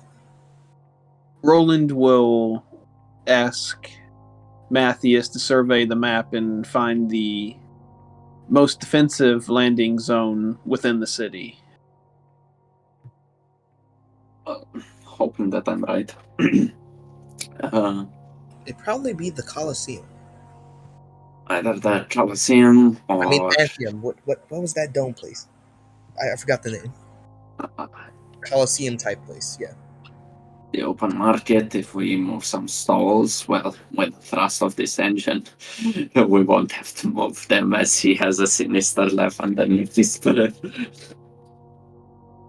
I feel like the locals will probably start picking at the ship as soon as we land it there. Yes, we Indeed. shall have some of the guard stationed around the perimeter, protecting it as the engine seers from their regiments resurrect this beautiful vessel as Roland caresses his hands across the pop-up display in front of him that continues to fizz in between digital life and unlife as the display pops up, disappears, just to pop up again.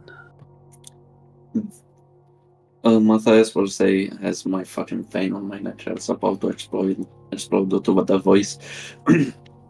Matthias will say, we will have to park it somewhere with open space. Trains will have to be placed in order to remove the old subsystem and replace them with either a primitive version of them or something that's not fried. As you can see, the displays, well, have no runes on them due to them being fried.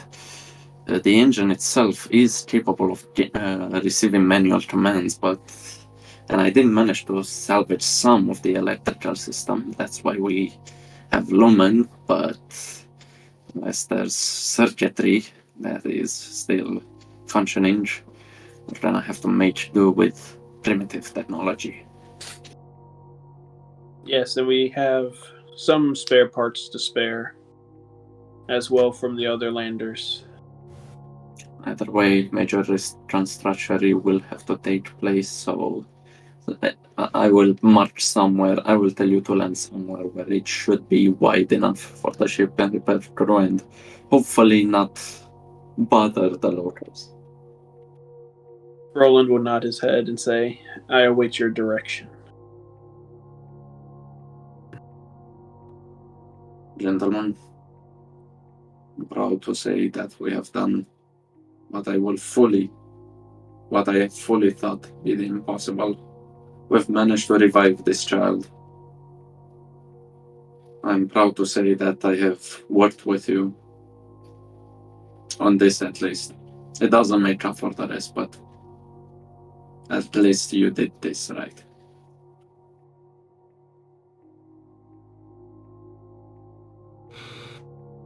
How about you, Richard? How are you feeling? Let's go see the Inquisitor. There are things to discuss.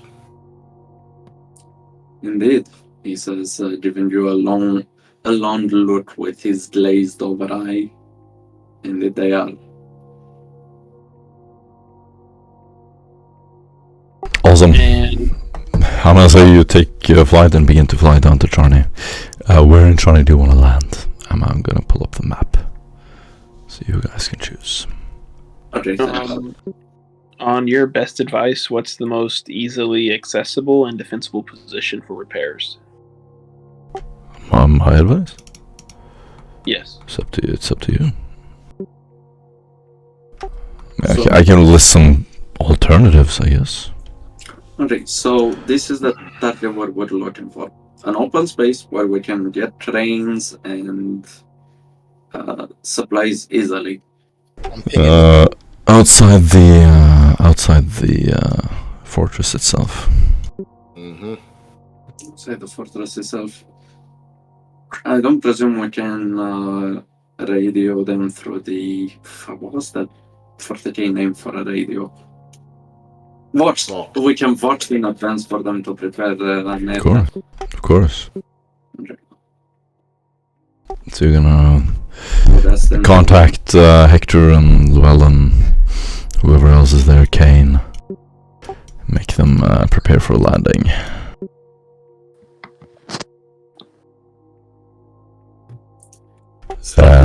You will not believe what we're bringing back. And you're gonna land next to the fortress. The fortress does have a motor pool, right? That's where the vehicles come from. The motor pool? Yeah, they do have vehicles, right? Yeah, it's down here in the Manufactorum district. There's literally a garage here. that does repairs.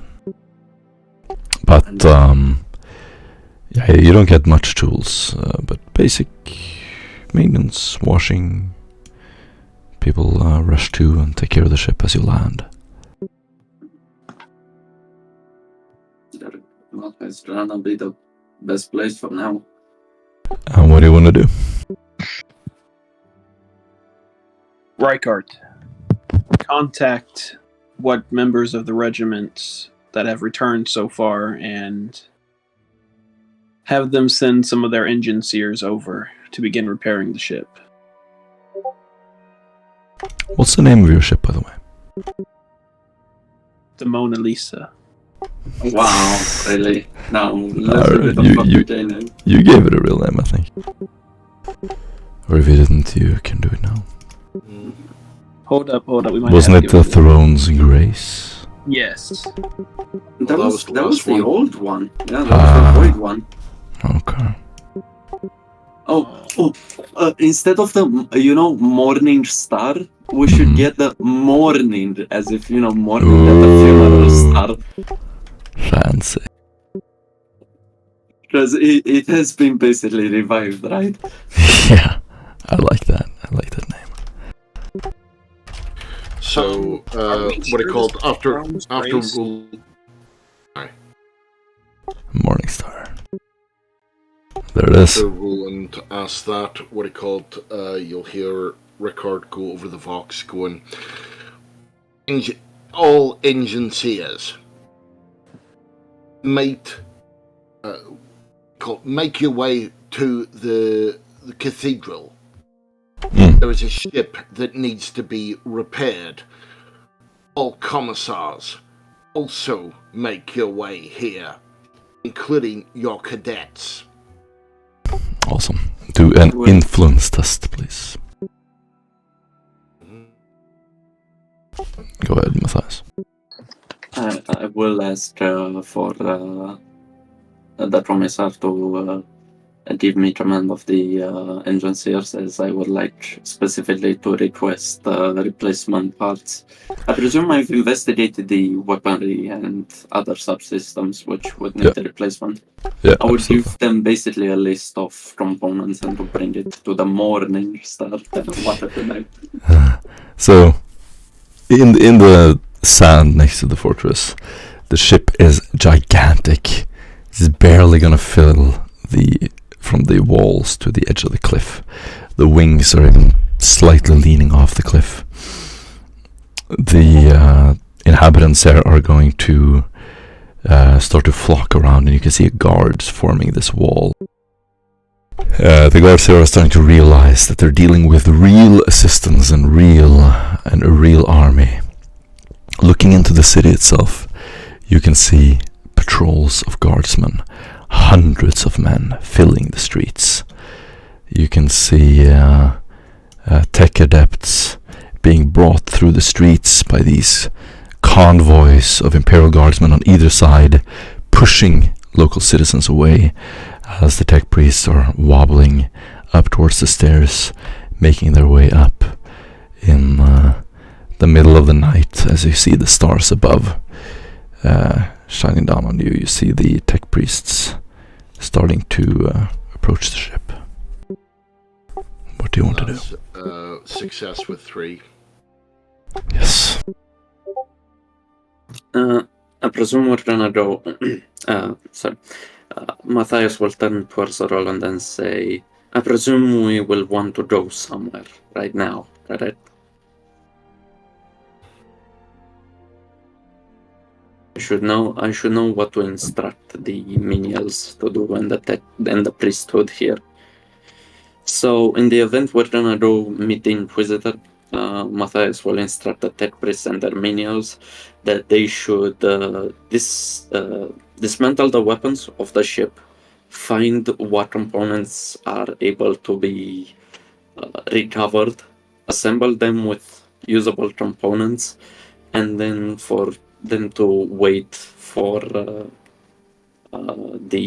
weapons to be attached, or if more precious repairs should be needed for Matthias to return. Awesome. You'll see the tech priests immediately begin to work. they have they'll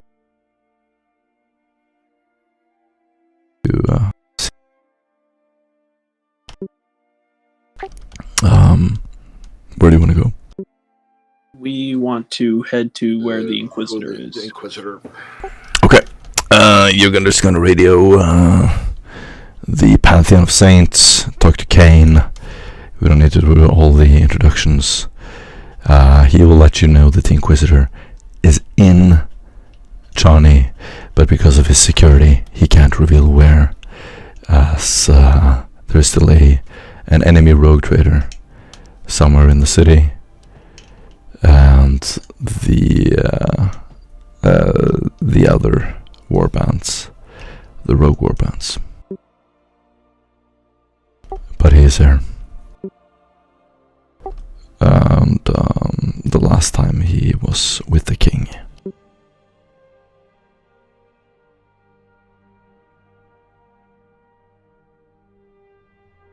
Before responding back to Kane, Roland would look to the rest of the Alkalites. Should we inform him about the rogue trader that we were supposed to kill but still have alive? At which point then you'll actually see as though you've just literally punched Rickard in the throat. We are supposed to give him to the Inquisitor, but I guess we can just keep him shackled in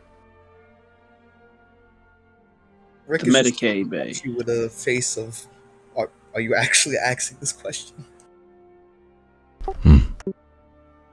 The answer is obvious. We give him to the Inquisitor. Yes, but we don't know his location. And unless you want to... Okay. Excellent, Rick. And you see Roland walk down to the Medicaid bay, pull out a little gurney. You hear squeaky wheels coming up from somewhere within the ship, as you eventually see a steel-colored gurney wheeled onto the bridge with a man strapped down to it. All right, here's your burden. Take it. Take it, Rick. Come here. All right, yeah. This is yours now. You can't let him die. You can't. Galenus Halbrel is hooked up to life support. There's a couple of bags of liquid hanging over him. These tubes are going into his veins, and he's being kept in a state of coma. Comatose. I wasn't thinking we'd give him to him now, but whatever. This works. Rick just starts carting him off towards the Inquisitor. Roland just pinches the bridges of his nose, takes a deep sigh. Just put him back in the sick bay for now until we figure out where the Inquisitor is. It's useless to bring him out now. But this, I just wanted to show you the error of your way. Nope. I still don't realize as he starts reeling me back to the Medicaid.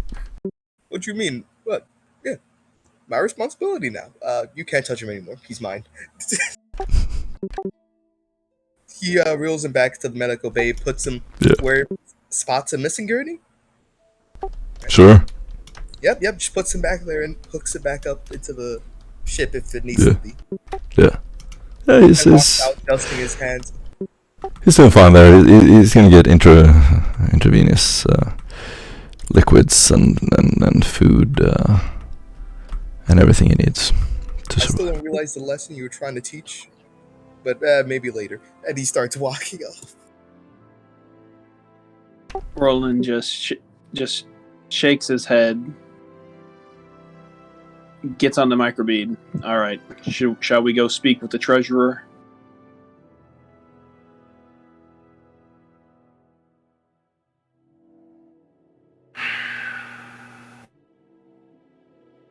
You see what he called Rickard take 3 deep breaths at seeing the rogue trader still alive. He'll glance back to where Sam is recuperating, and you see his hand clench. Just go, well, whatever you decide.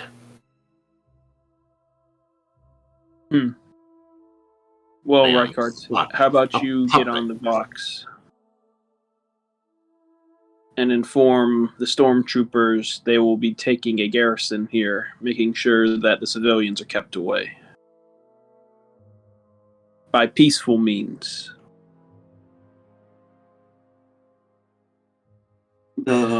Matthews will taking a garrison where?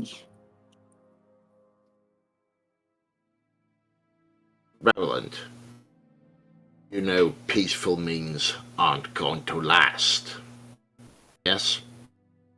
Yes, but it doesn't behoove us to kill the population we are defending and trying to convert into a military force.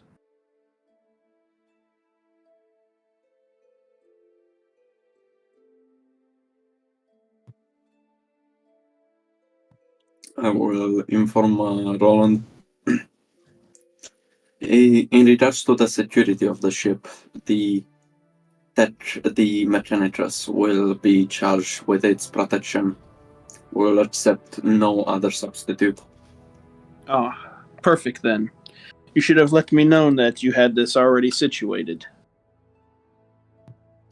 We do not trust the less attuned to disturb the machine, especially as in a fragile state as it is. Sounds good. Come, let us go and talk to the king, and have the plans that we spoke of before the Eldari encroached on Goth Karim enacted. Roland, do you know what's coming? Have you read the reports? Roland holds up a dusty, leather-worn journal that has, in high Gothic, embezzled on it almost Aquilian. Yes, I read the bloody journals. I've read the bloody reports.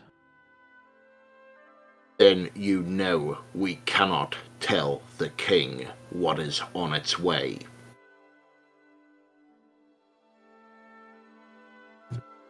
He will learn in time. If we withhold such piece of information, it will only lead to the distrust of the populace. You're standing over the hangar, feeling this cold breeze from the evening air. You look up, the sky is black, just a few dots, white dots up there. Strange looking stars and constellations. In the distance you can see these huge mountains, and it is very crisp and crystal clear. You can see a few guards standing, waiting, as the ship is surrounded by guardsmen and tech priests. I understand that, but you can feel it as much as I can. Gnawing in the back of your head. He nods as he points towards the stars. Soon enough, we will not be able to see such a light show above our heads. They will block them out.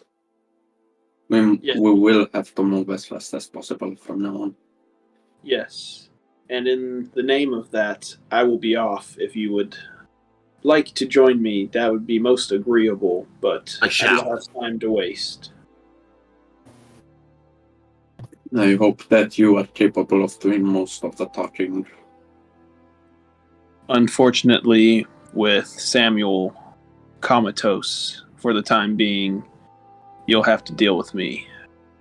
As unfortunate as that is, as Roland gives a sharp smile.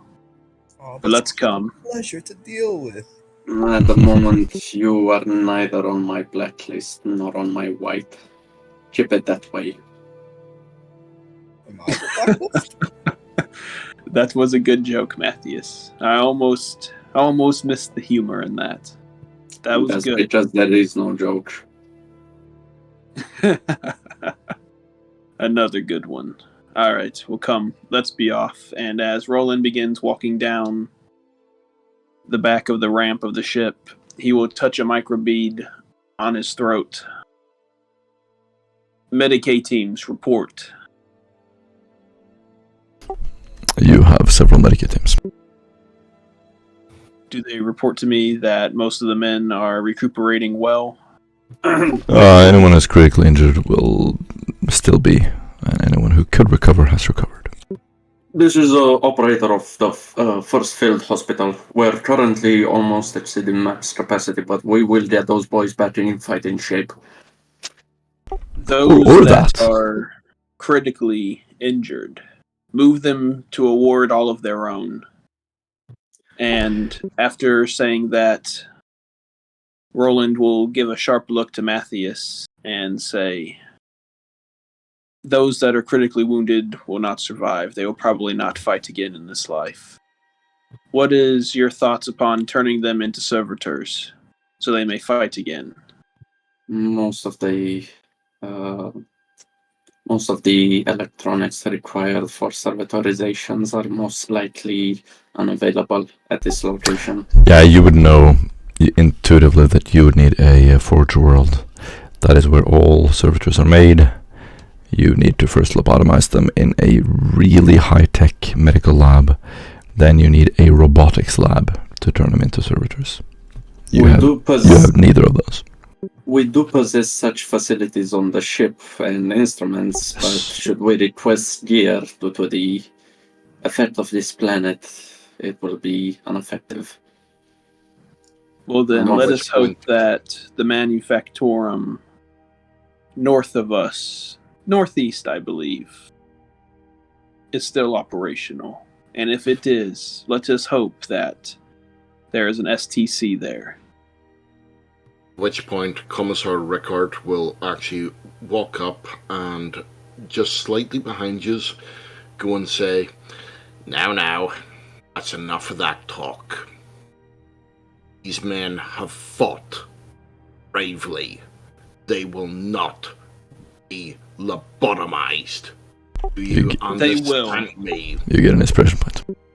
I do not understand you. We will need every fighting man and servitor that we can. If they cannot stand, they will fight. If they can't stand, then they will fight sitting. Servitors are reserved for criminals and dirt. They are not dirt. They have served, and they will die for the Emperor the way that they lived. Illogical argument detected from both entities. Roland will reach a hand out and slap one onto Rick's shoulder and onto Reichardt's shoulder. Now test me on this. And we'll bring them in very closely, heads almost coming together, and will whisper into both of their ears simultaneously, "You will not cost me this mission, this investigation, or my revenge. And if you stand in the way of that, I will see you dead, slain on this planet. By my hand, I cannot say. By another's, most assuredly. Is that a get with the program or get dead very quickly? You touch those men, I will kill you by my hand. And is Do that you understand? That a promise, Ronald? Because I doubt that you have the guts required to do that. Or the strength. Maybe if I'm sleeping. Maybe. Rick, I appreciate your candor. I would rather not waste your strength. But like I said, if you choose to stand against me and the correct pursuit of this investigation and this mission, then things will run afoul for the both of you. There is no such thing as a correct manner to pursue this. You're going for the most optimal, but the least moral-wise. And the other soldiers will resist becoming lobotomized. Especially if they serve with them for long enough. We would only lobotomize those that will not recover. I'm not saying to take ones that are just missing legs, missing an arm. I'm saying. They are friends. They have served together for years. And they have died together. They've seen many things together. They will not let their friends get lobotomized unless it's by their choice. And I assume most of them are not going to choose to become a brain-dead servitor that you see on a ship that dies like a dog. You get an inspiration point. That is true. No man wants that for any soldier that he has ever fought with, unless he's an absolute ass. You raise a good point. Stand down, Roland. Stand down. When the time comes, I will give all of those guardsmen in critical condition a choice. While you're standing around arguing, a guard will come up. Sir, here's the latest intel. We have found a cell belonging to Maimon. They will hand you an updated list of discoveries in the city. Well, excellent. Put a pin in this conversation and deal with this instead. The only pin we'll be putting into it will be the questions I asked those guardsmen. The Emperor's peace, or to be turned into servitors if we have the means. I assume Emperor's peace for most of them, but some brave souls will say yes. But at least you give them the choice and do not force them to. I will give them the choice, and we must spare as much medical supplies as we can. We can't keep them in their current conditions for forever. And as Rickard's going through the information that's just been handed to them, he said, "Go, glance up and go, no, you will not."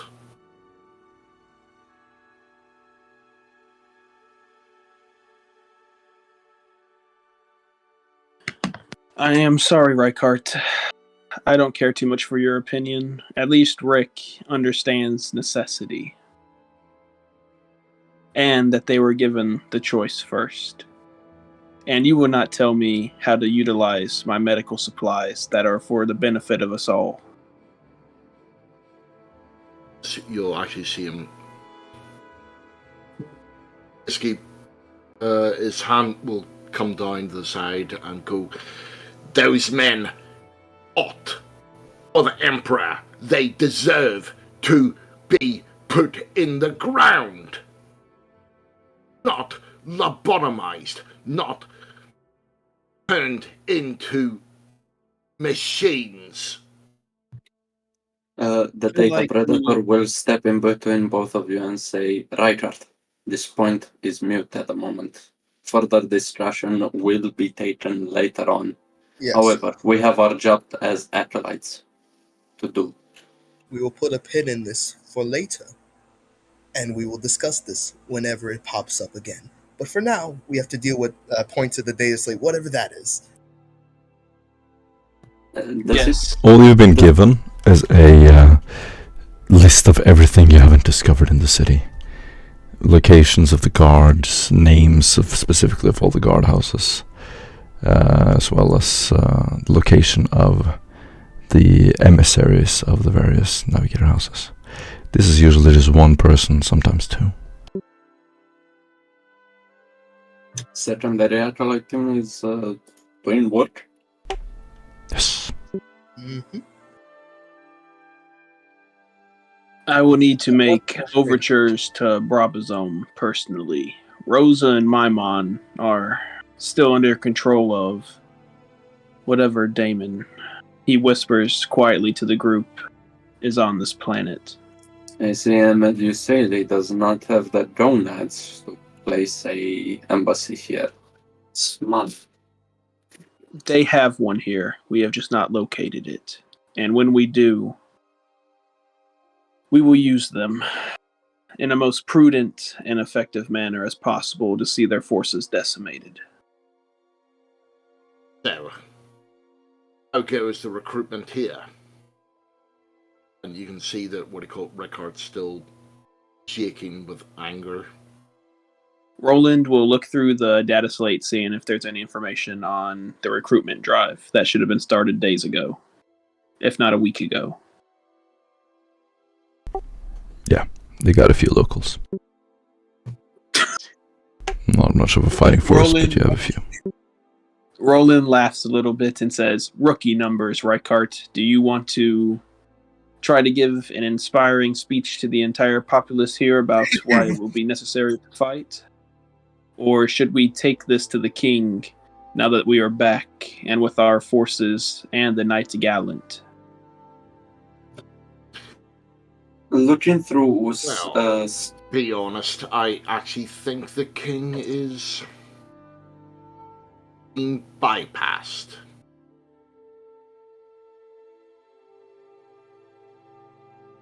not necessarily. The king's blessing is still quite important when dealing with the local populace. People are going to be more loyal to their king they've had for years than to random people from space. I've seen it before. It always happens. This is true. You misunderstand me. We are the ones that are trying to recruit them. He is being bypassed. Perhaps we should appeal to him. And we didn't ask the king before we did this? Wait, We did. Oh, wait. We did, but he needs to step up. Yes, so let's just go and speak to the king. We cannot waste a second longer. Come. Hold on. 1 second, Roland. This is vital. Roland shoots back a look to Matthias, waiting to see what he is going to say. The situation is dire. There is no way to make things lighter. You must convince the king that the luxury of differentiating between military personnel and citizens can no longer be afforded. Every man, woman, and child here should be prepared to either hold a sword or for the worse. Yes, but the city still needs water, food. These things will be a necessity in the days to come. I fully agree. Certainly. We will not destroy the infrastructure. We're just gonna teach all of the local populace to defend themselves. There will be a time where we'll have to use all of our garrison here, and then we will protect the city. Even the citizens themselves will have to hold it. That is true. I pray that a day like this will not come, but if they are prepared in such a manner, this will give us possibilities in the future to come. I see.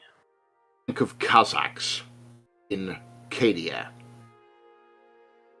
Every man, woman, and child is taught how to fight. But infrastructure doesn't break down. That is what we need here.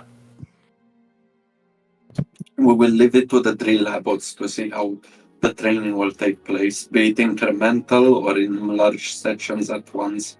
But we should inform the king of our plans. I hope you take this to mind when making your request, Roland. Of course.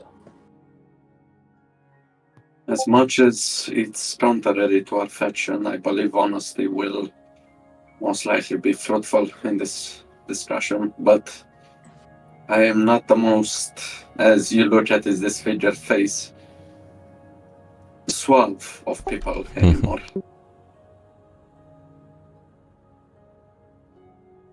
Or likable. So, we tell them.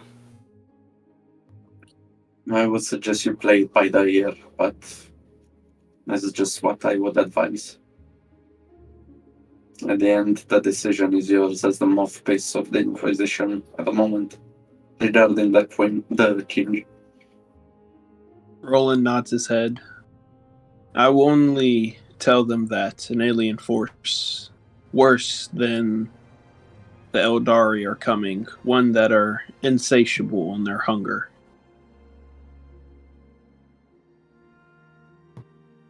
Well, if you don't tell them, the refugees we got from the other place will keep in mind we did show them what's about to come. Word will spread. Panic will spread. That is true, but so will word spread of our victory over the Eldari here, which should embolden the populace. I'm certain the Archconfessor will be able to deal with this in his unique, brutish way. Anyway, Roland, shall we go and see the king?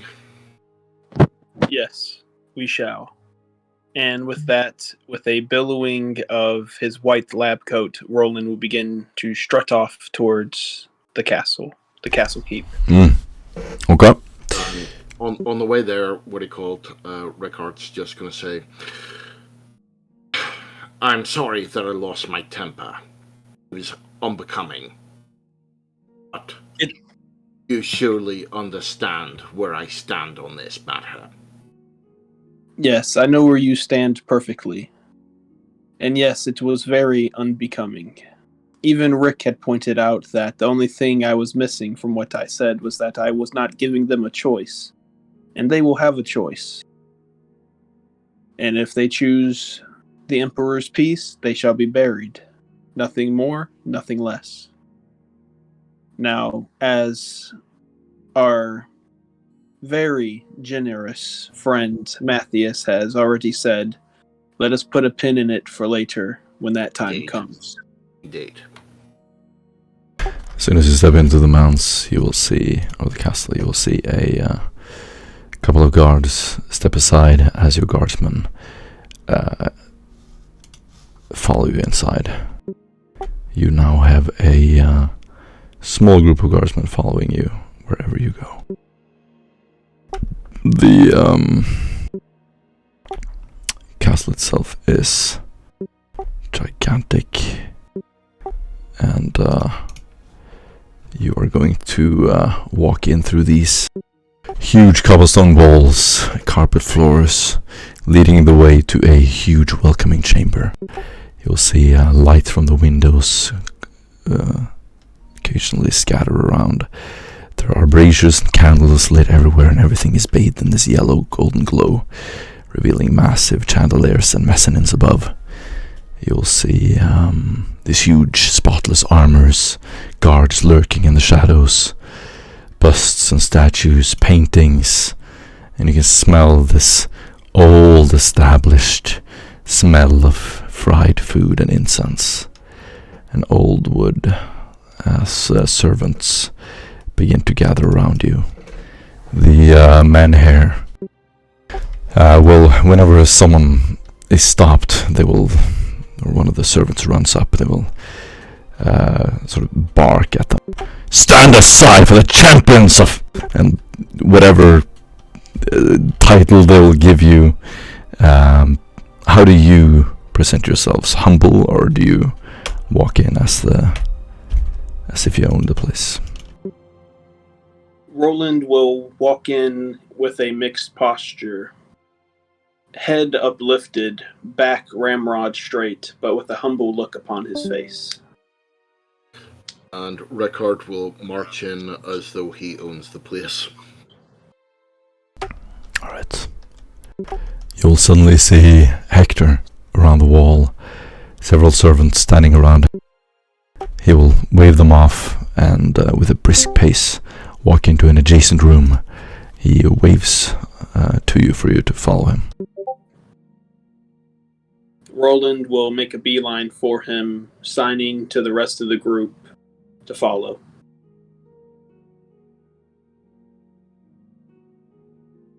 I guess I follow. Okay. I have no idea what just happened, but I'll follow. Standing next to one of the dining tables in a dark room with a fireplace, he'll just slowly stroke the table as he looks over at you. Well, I see you have reacquired the ship. Have you given thought to the amount of attention you're drawing to us?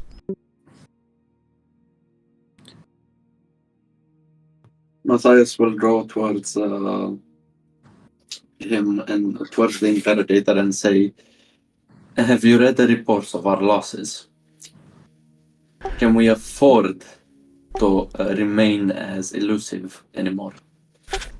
I've spoken to the men myself. It is quite concerning. However, we will stand, and we will hold the city.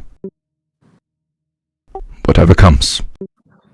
It is in this unit's opinion and factual knowledge that a quick response force is warranted at this point, the ship must be recovered. Doing otherwise would be illogical. I hope you have a plan. As you know, the Inquisitor has arrived. Our esteemed new member surely does, as he basically pulls all, basically lets you to hell, Roland. Roland steps forward and says, "Yes, we have a plan. Multiple plans, in fact. Good. And we will need to utilize every aspect of the warband that is on the planet to see this overarching plan enacted." There are a few concerning facts.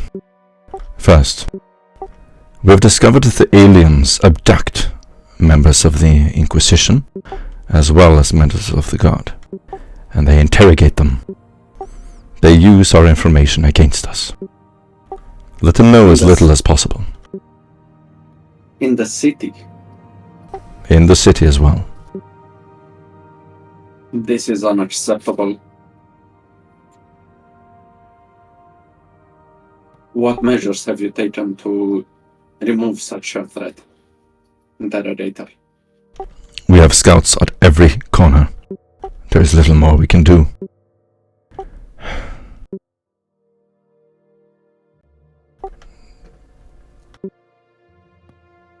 This will not bode well. This poses a heavy strain on our central command. Basically, we're playing regicide with an open hand.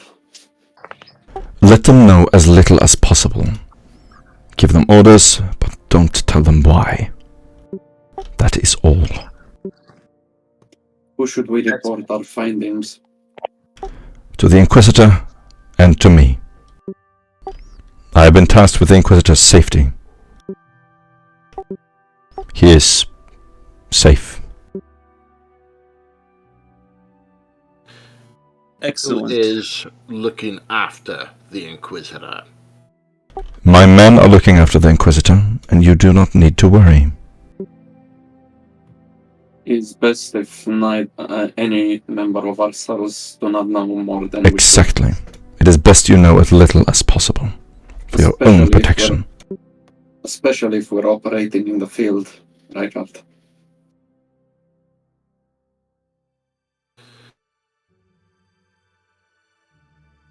Good news for us, Hector, is that not only have we seen off the Eldari threat on Goth Kareem, unfortunately at the cost of many of our men's lives, but we also secured the airships from them.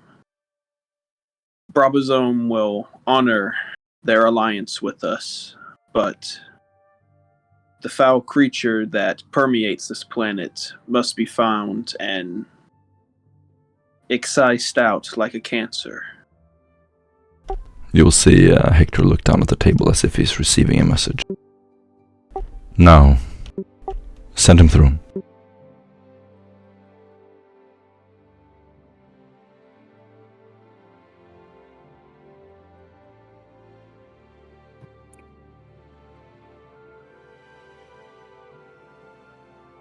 Send who through?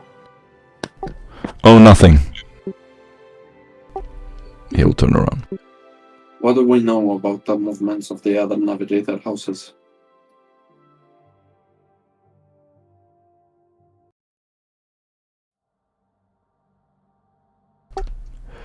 Hector turns around slowly.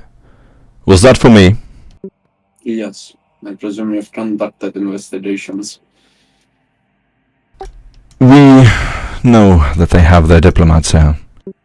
We have complete control of them. As well, we have taken in the sisters of the Brabazome house. They did not feel safe among their own, apparently.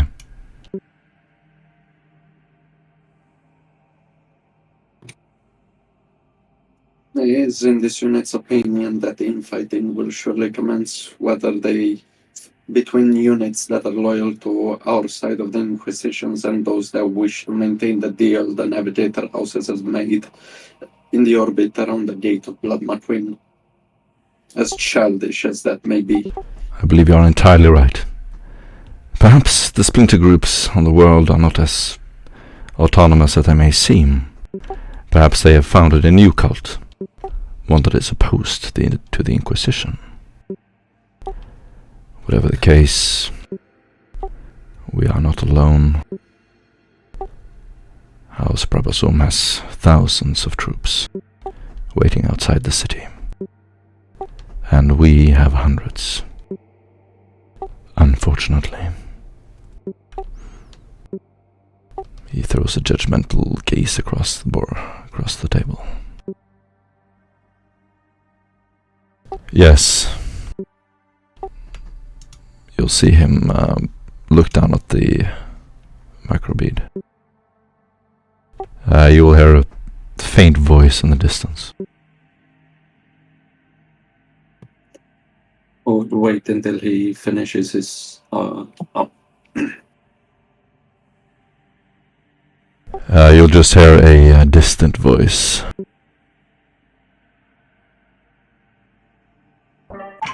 Yes.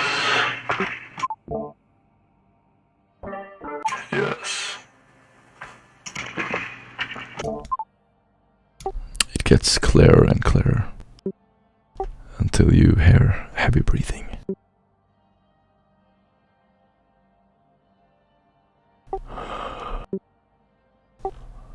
My servants, I am with you once again. I count on you now to lead our mission. I will see you soon.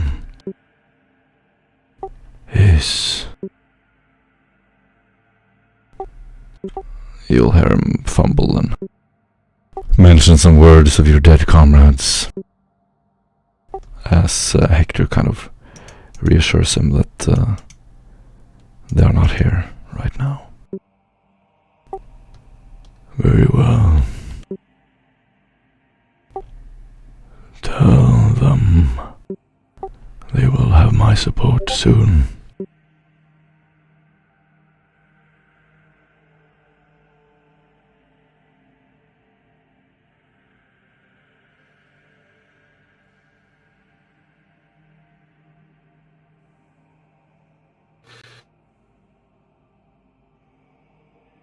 So,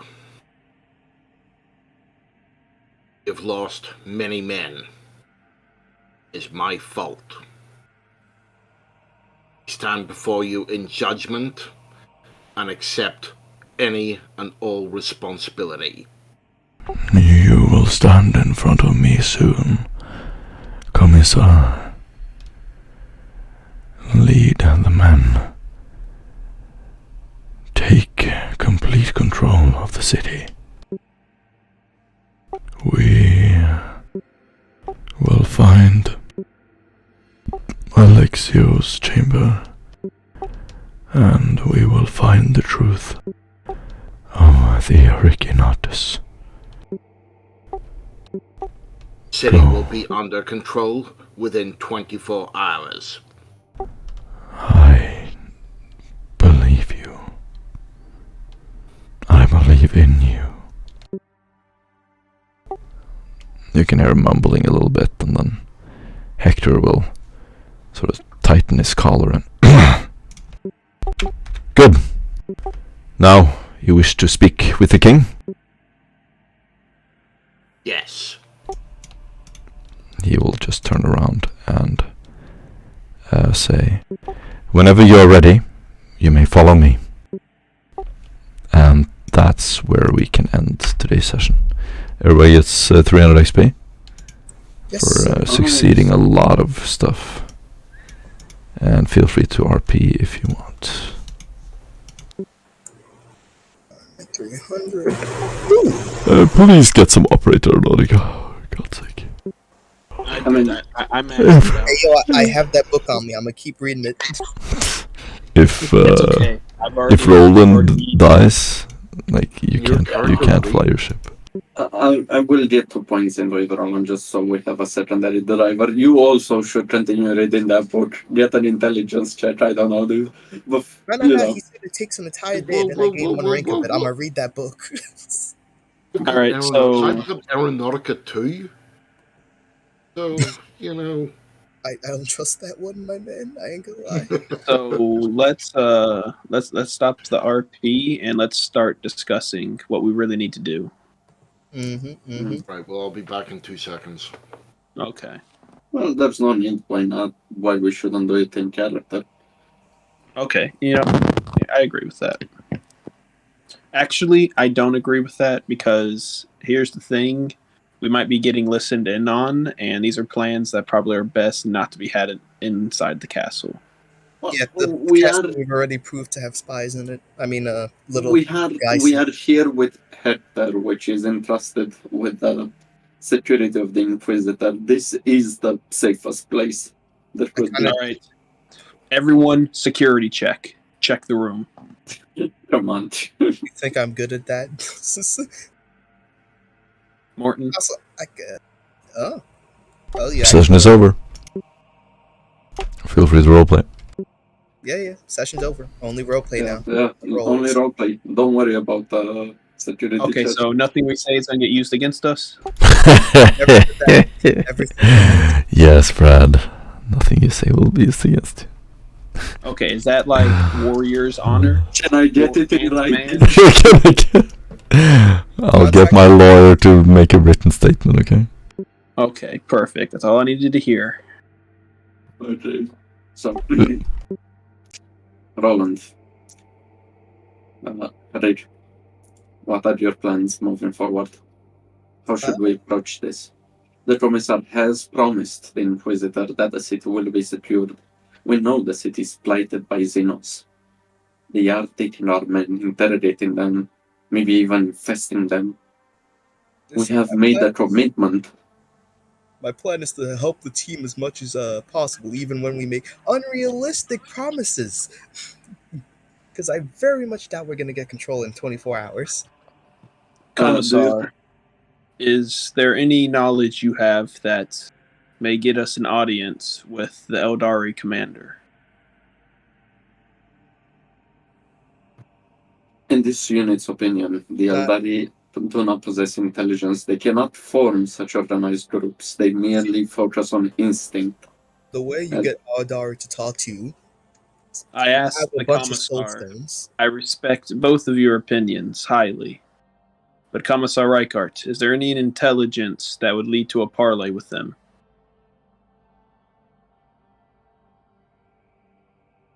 Okay, we gotta wait till he's back. I think he's still gone. In that case, I will turn towards Rick. Rick, do you have a shirt or a trench coat on? No. Oh, wait, no. I have armor. Yeah. I have a carapace on me. He will request you remove or split your carapace that covers your chest. All right. I take it off. I lift it off my body and just put it on the table. I'm not dropping on the floor.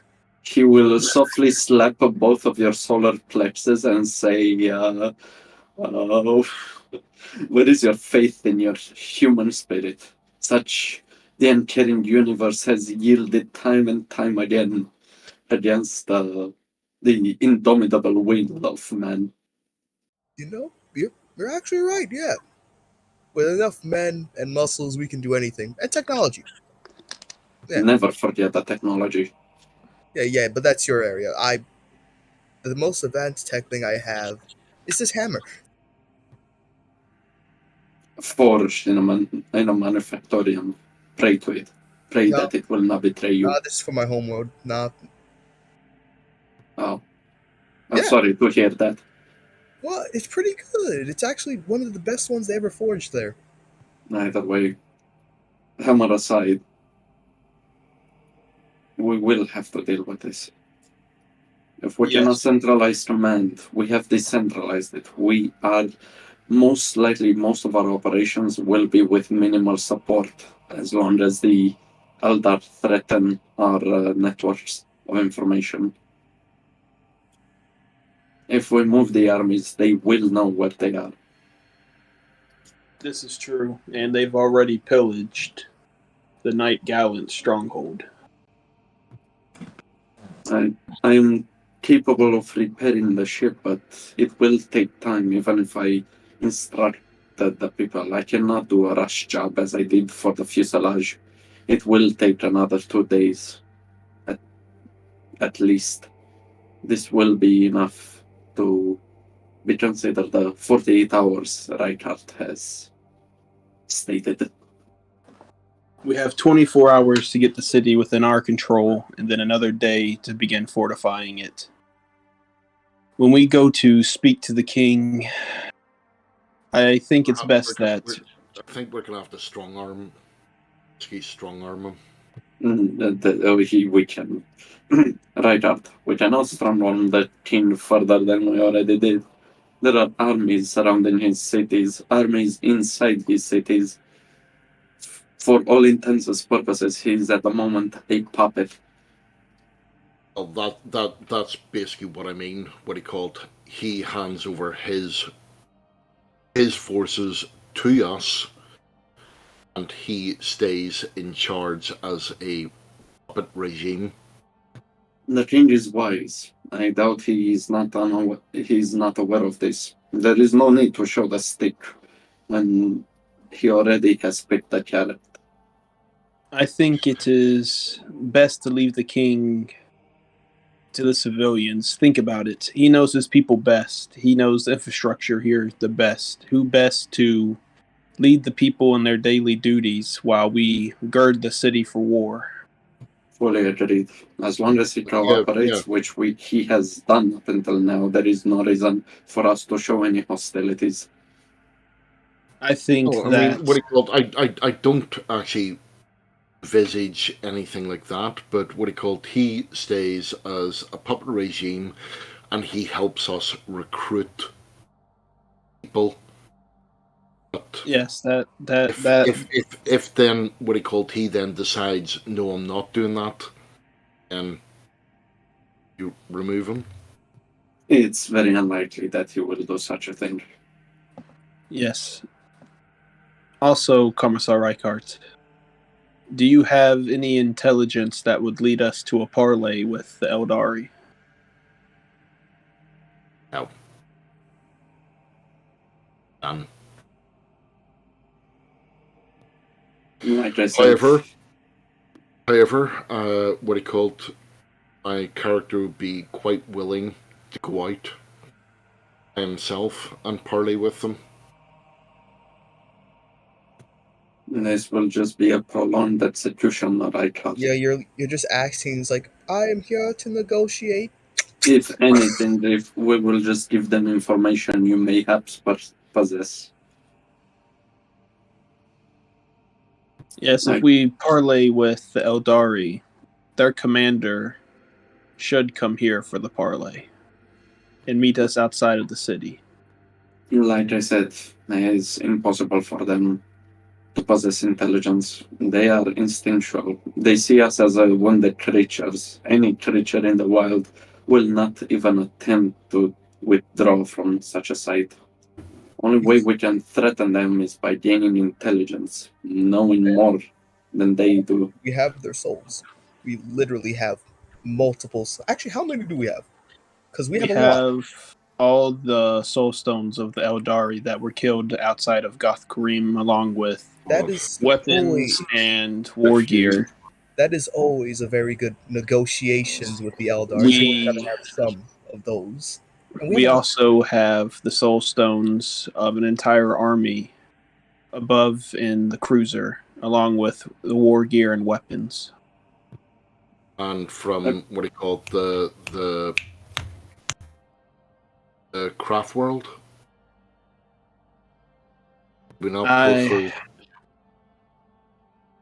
I believe that we did not take too much from the craft world in the term of soul stones. Many soul stones have been destroyed. It was an open combat field across a gigantic continent. So then, what you do is you get Rickard out by himself, a soul stone there, and he just goes smash. And what stops them from abducting you or killing you on the spot? Have a suicide bomb.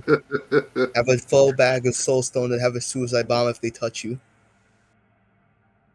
If there's Really? no way to peacefully instigate a parlay with the Eldari, then it does not matter. We can't parlay with them. We've tried. I'm afraid that they will think, and rightfully so, that they can kill us and recover whatever remains of their soulstone.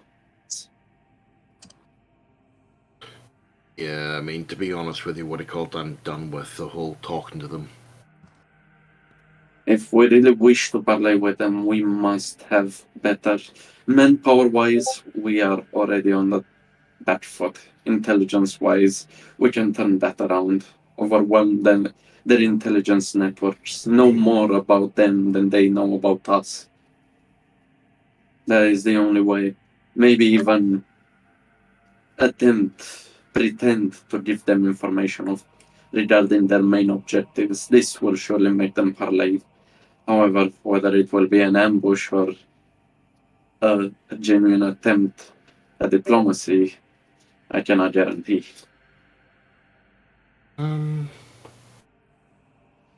I've got to be 100% honest. No, I don't. Dude, I hate you.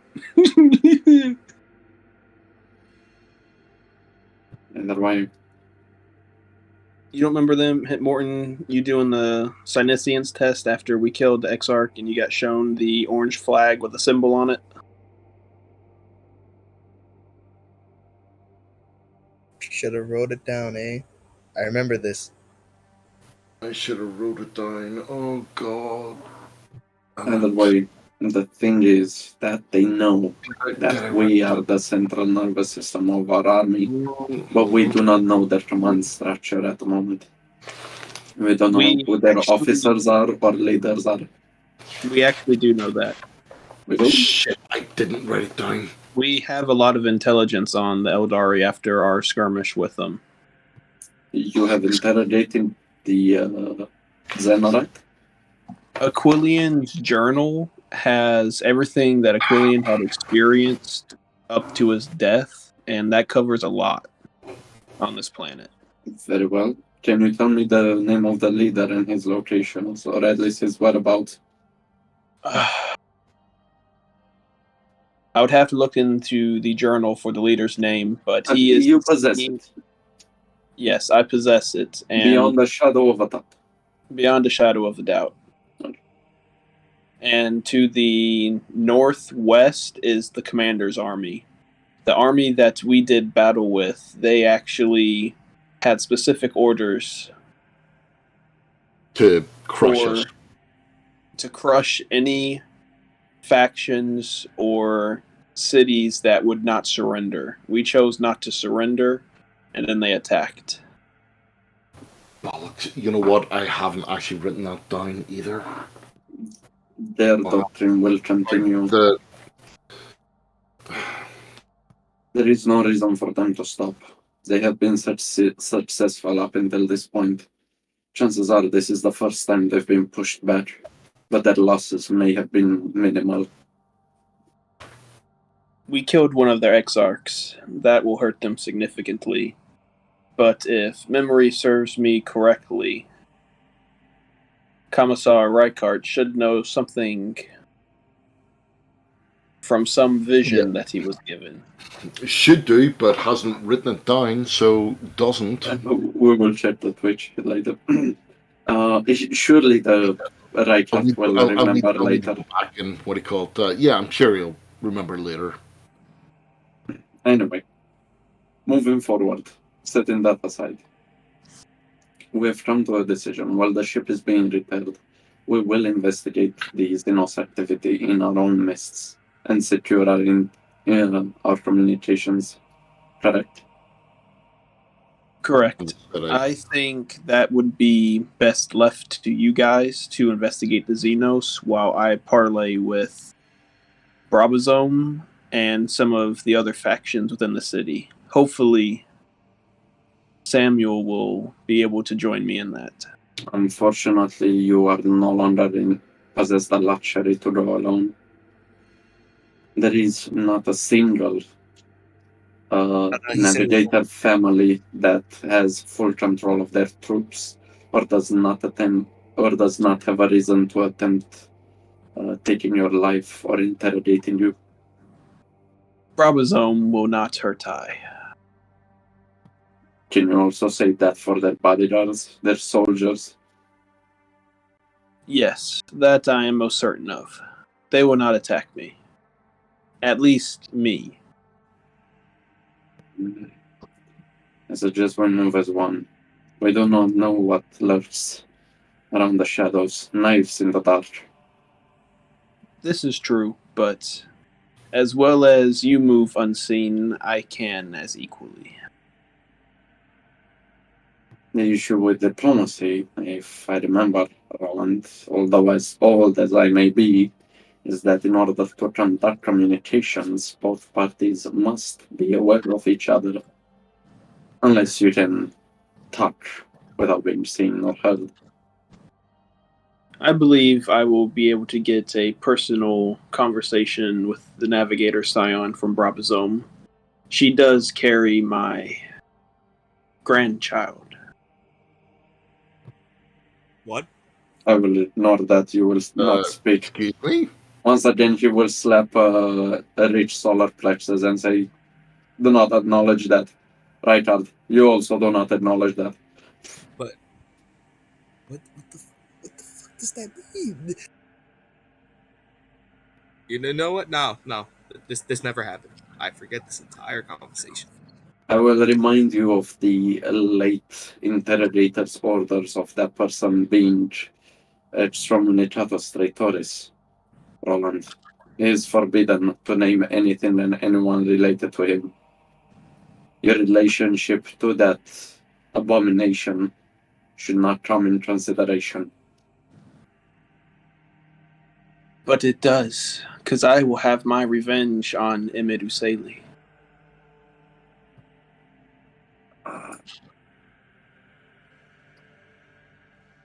And it is what secures our alliance with Brabazome. If not by word and deed, but then by blood. They are bound to us. Rick, at least until that thing dies. Rick whispers to Data Predator. I think that thing's going to keep coming up. The revenge thing.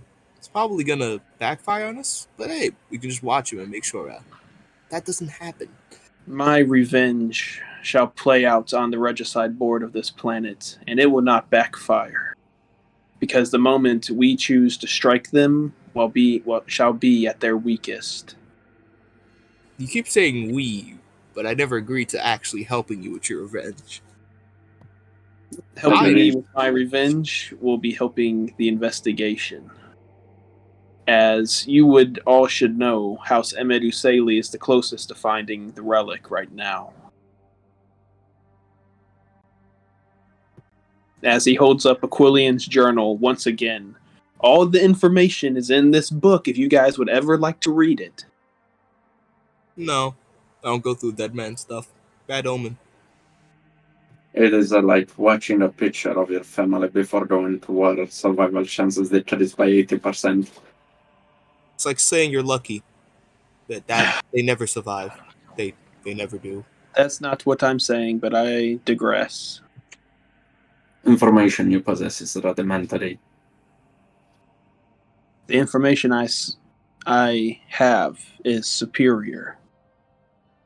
Illogical argument. No sources to quote.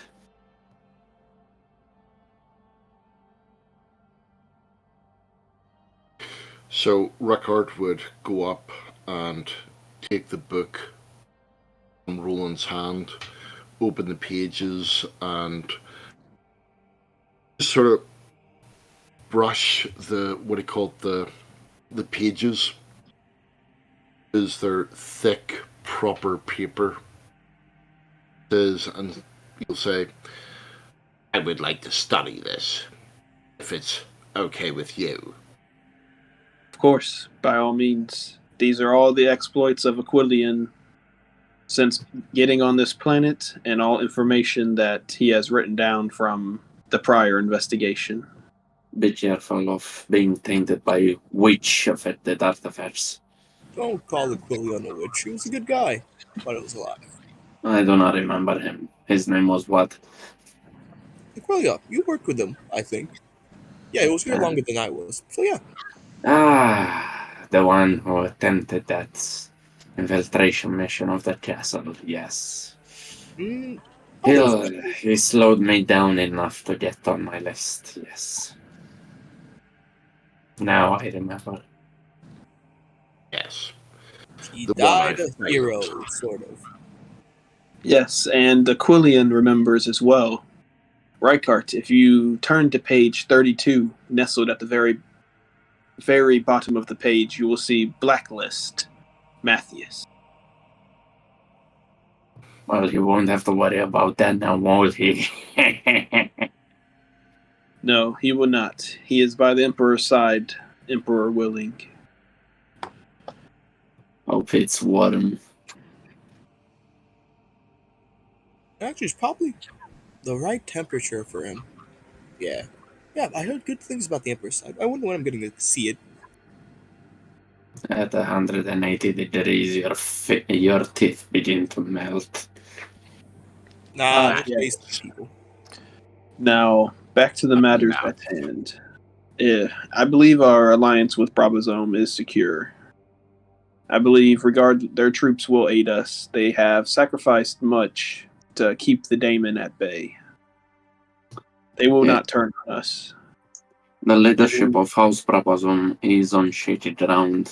They could not afford to justify the losses they've partaken. From their perspective, they have come for our rescue with no due cause, which is unfortunately the truth.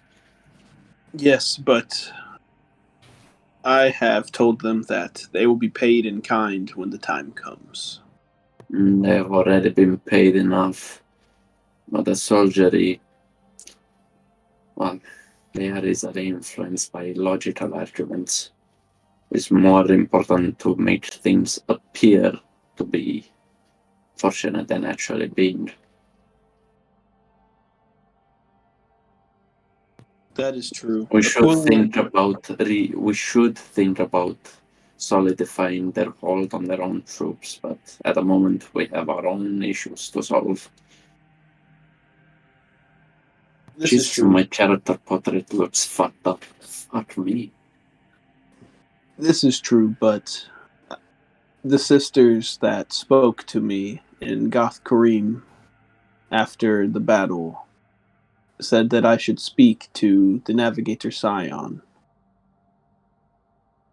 And I will, after we have taken care of the king. I believe, as he looks down to the data slate handed to him by the guardsman, yes, they are not too far. And we should also take the opportunity to approach both Maimon and Rosa to misdirect their forces.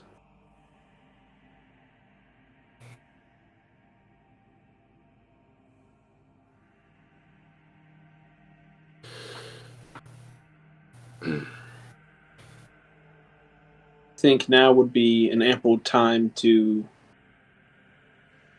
give them some bait that leads them to Emedu Seli, that causes them all to fight each other. Just point them towards the Eldar. No. I still think that though Goth Karim was a terrible miscalculation, upon the information that is in Aquilian's journal, they had no commander there. They had very specific orders to kill everything they came across. They had no power to negotiate. But the commander, now, he does. And he is to the northwest of us. We just need to figure out how to initiate the parlay. But with that being said, we need, after speaking to the king, to find the treasure. So, speak to the treasurer so that he may give us the whereabouts of the rogue trader Shamalok. And then we bring him in for questioning. Yes, and I believe this is also the rogue trader that threatens the Inquisitor's life, keeping him in hiding. And after we have dealt with that rogue trader within the city, I believe it is time that we had another talking to with Icarus. And we either remove him from the playing board, or we get him to dance to our tune. You already agreed to dance. Sort of. He did. That there would be no infighting between our two groups. Yes. But I believe that his intentions of the daemon are heretical at best. And you want to cause more infighting by trying to take him out. Because I very much doubt he's going to listen to any of us and change his plans. I fully agree, but if we could figure out the whereabouts of this said daemon, we could go and eliminate it, and this would restore all the Navigator houses back to our side, bolstering the forces we have. That's a big assumption that killing the demon is going to release them instead of just killing them also with the demon, if it's that deep in their head. That is what Rosa did. They killed all of their corrupted sisters and brothers. Yeah, but we're killing the actual demon. I've heard of something called psychic backlash, which kills whoever is connected to it. But hey, it might be different for this thing.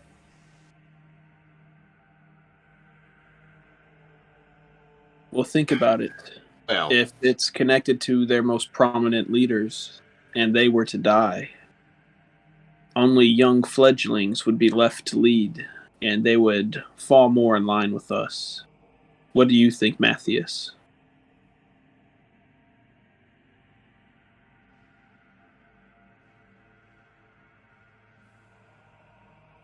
Matthias. well, if anyone actually cares what I think, once the shadow in the warp fully descends, they're going to be impotent anyway. But at least we have the soldiers that are not psychers or anything with Indeed. the warp.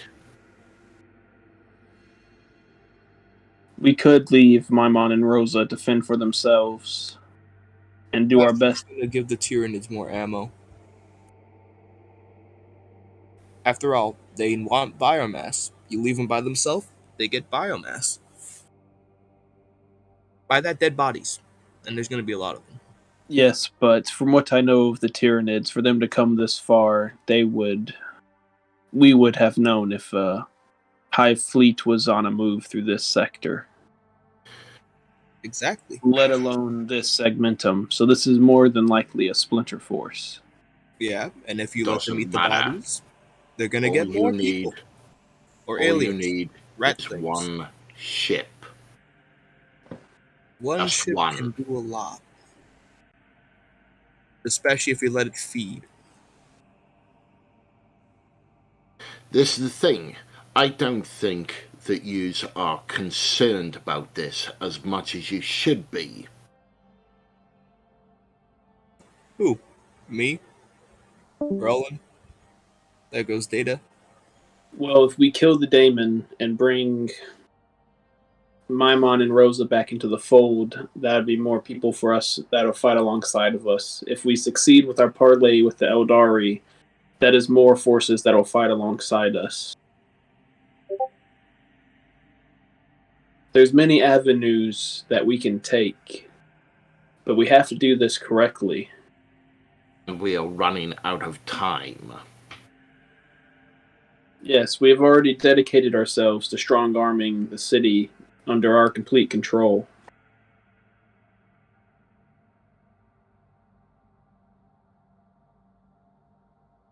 And And what? what's wrong with that? Nothing, as long as we do it the right way. That keeps the peace and everything intact, especially the infrastructure.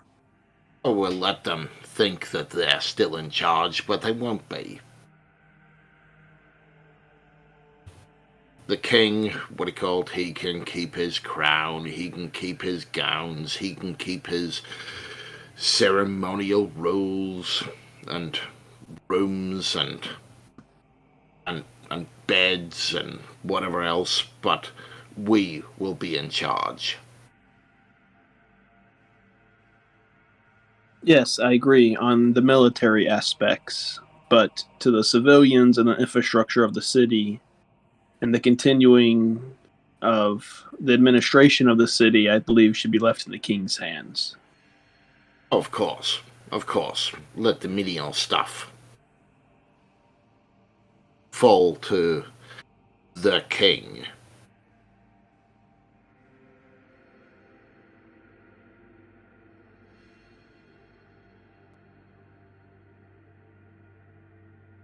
I agree. Well, then, looks like we got a plan, or at least an outline. Yes, Also, and when we how- complete all this, hopefully within 2 days, we will need to head to the Vault of the Omnissiah, stopping at the Manufactorum along the way to see what is there, what can be used, retrofitted, and shipped out. Inquisitor commanded. I said it would be done within 24 hours. Yes, that is strong arming the city under our complete control. That doesn't include us hunting down the rogue trader or parlaying with the Eldari, if that is something that would be possible. Well, I hope so. But, yes, anyway.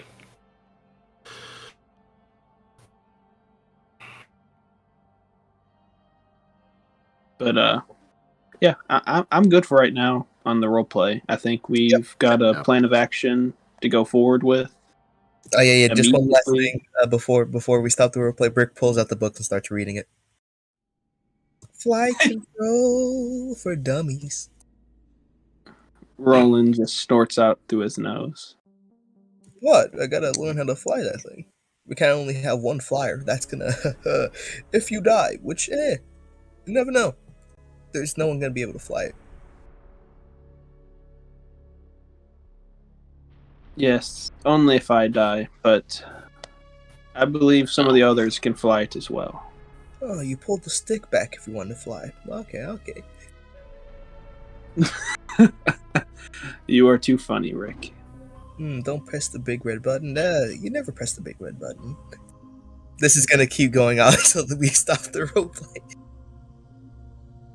He's gonna keep randomly saying books, facts. And I believe it has stopped. He pulled us out of the scene. So, your mud hut, is your feral world, yeah? Yeah, I think. Oh, it was either Pharaoh or Death Lord. Let me see. Pharaoh, yeah. Yeah. Well, I suppose it didn't teach you that whenever they were on you how to build a mud hut. Hey Morton, how much life did we get back to our forces? Or have you not accounted that yet? I don't think Morton's asleep right now. He's probably chilling doing something else. No, he's probably with his kids and everything. He's gotten quiet. Because he pulled us out of the scene, probably stopped the stream. Hey, yo, if the stream's still going, just don't say anything, Brad. Wow. We know you have controversial opinions. Oh my gosh. Yeah, that is true. You got caught lacking that last time, huh? Yeah, we all remember that thing. True enough. We remember what you said about the Jews. We all Did know. Did Brad do a racism? Yes, to the Jews. Wow. Yeah, he's going too far fascist in the far future. I mean, no, he's going Wow. too backwards fascist in the far future. Wow. Knights of Askellon. Yeah, The yeah, pipeline, and he the thought the skin was alt-right. off, so he got caught completely got caught lacking. Well, I mean, this is the pipeline to the alt-right, so, you know.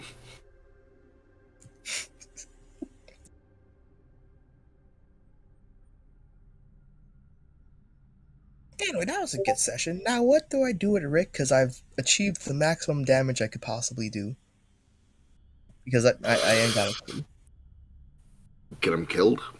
No, Stealth. I like Focus on stealth. If you want to like sneak up on places when people, like, to be honest with you, going forward from here with what we're about to do, stealth would probably be the best thing to start getting. All right, yeah, I got some points for that. Yeah, but sorry, But I what do you take call it your agility's what, like a 50 something or higher? 57. Yeah, see, yeah, you if you have it at known, you're already at a 57. You get the second box, you're at a 67. All right, yeah, sure. 57? Yeah. Agility. Yeah. Oh my god. Dude, those are rookie numbers. Oh, Yeah, whatever. yeah. Commissar Rick, with Um, all your gear and stuff to boost it. Yeah. So what I propose is it's going to take the Xenos. If we were to parlay with them, it would take them 15 days to get to like a halfway spot for us. Yeah. Actually, 12 days. It would take them 12 days to get a halfway spot with them. With that commander, it would take us in the fucking lander like a couple hours to get to the manufactorum. Because we spent 2 days. So Morton Samacri Corpum and his little guards got to hit the Omniscience Vault. Just so you know. Pretty sure you're keeping track of it all because you big brain. But just a reminder. Yeah, writes notes. So I think we should. So basically, 12. It would take 12 days for us to get that parlay with the Xenos, unless we wanted to speed it up faster. But there might be something we could do to actually speed that up. Perhaps. Well, it's just. Well, what you need to do, Aaron, is go back and listen back on the description you got from the Sinensians check you made for the flag. Yeah. That like you really have to do that because I think that is our tomorrow. only. Cool. Sounds good. No rush or pressure, man. But I think that's literally our only way to parlay with them for them to actually sit down and talk with us. At least with that commander.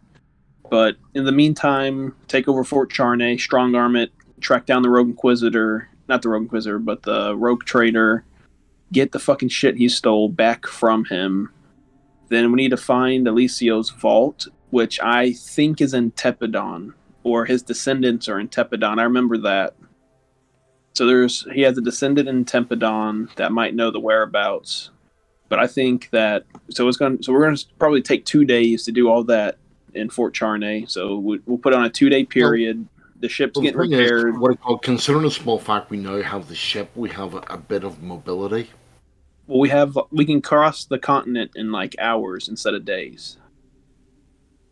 You know, so there is that wee bit of mobility.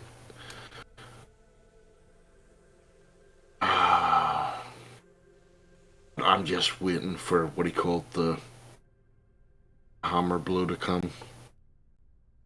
So I think we should, because we're gonna have Samacri Corpum getting dropped at the Omniscience Vault. So in 2 days we fly out of here. We set the parlay with the Xenos, and we'll get an emissary from Fort Charney to go over there to get the parlay situated.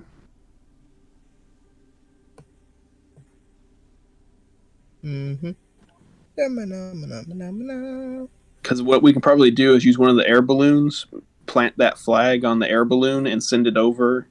Have an emissary talk to them. We'll have to be really specific on who we send, though. So, man, God.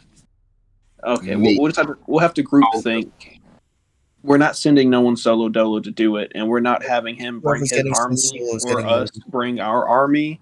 We're going to choose a neutral place and conduct our negotiations there without armies present, so no one's inclined to want to fucking waste the other side.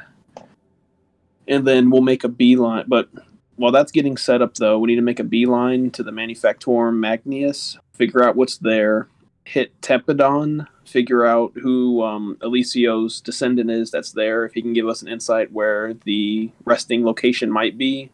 And then we hit the Omnissiah's vault, and then we spend whatever time we have left after the Omnissiah's vault hitting Vault 6, and then Vault 12, and then we'll possibly fly back. It also depends on what we find. If we find like real good stuff, we'll just use the lander to ferry things back and forth, and we'll travel by vehicle to the other vaults, possibly, maybe.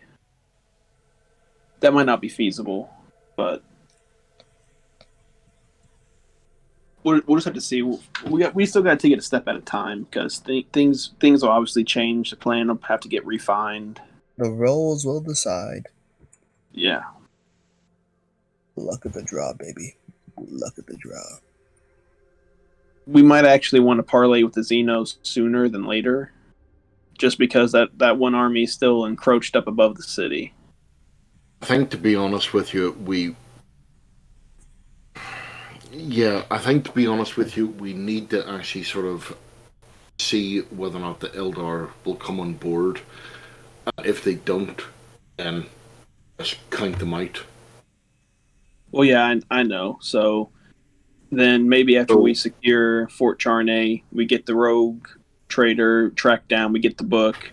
First, we also need to figure out if that location is in Fort Charnay, where his resting place is.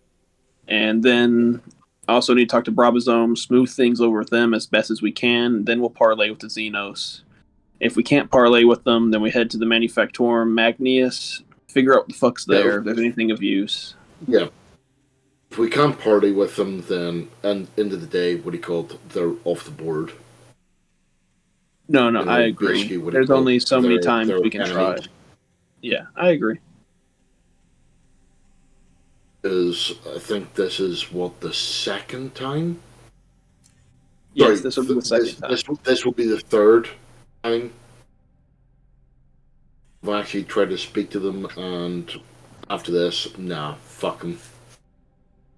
Well, you do remember that the first people we came across on the planet, if you and the Sister of Battle wouldn't have fucking hunted him down and killed him, he would have went back to the Xenos army and probably been like, hey, they took me hostage. We got in a firefight. We fought. They took me hostage. They honored the word. Do you not remember this? I didn't try to kill him. No, this was when Jack first joined it. There was an Eldar. You guys said, you promised, like, we won't kill you, we promise. And then you said, except for Sister Roulette, and then you're just like, well, such a shame. Looks like you're gonna die now. Woo, woo. And I tried to stop this. Yeah, I remember that. You didn't help with that at all. Yeah, what it called? I didn't stop it. No, I tried to stop it. You just said, oh no, such a shame. She didn't promise, and let her go to kill him. Xenos? Yeah. Eldar. Yes, but that would have been a nice olive branch. We would have let him go. He would have went back to that commander. That was before he met Night Talk to him. That was only the fight before he met Night Owl. You were there too? Yeah, I was there. Jack was there. Yeah, I'm the one that secured him actually working with us, and then it literally got fucking monkey wrenched. Yeah, we were like, okay, fine, we promise we'll let you go. Then you guys said, Sister Eleven said, no, we can't let the filthy Xenos go. I said, no. And then I just lifted her gun out of her hand. And then I got knocked out. In all fairness, I didn't say let him go, or I didn't say kill him. Okay, completely bottom line, impartial. You weren't helpful in the situation when you probably could have been more helpful.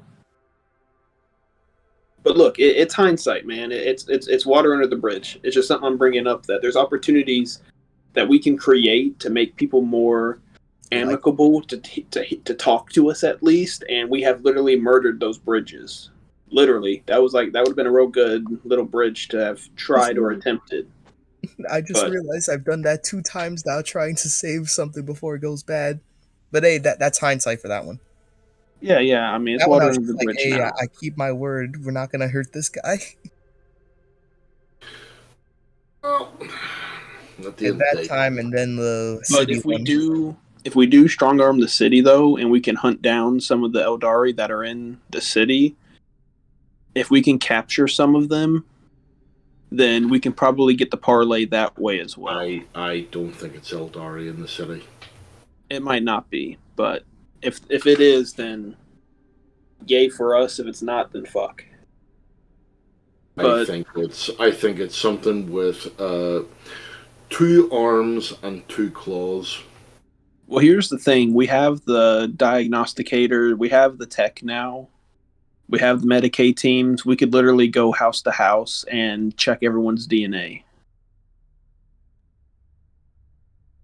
Mm-hmm. We would have that level of control and influence to actually do that, to figure out really who's who.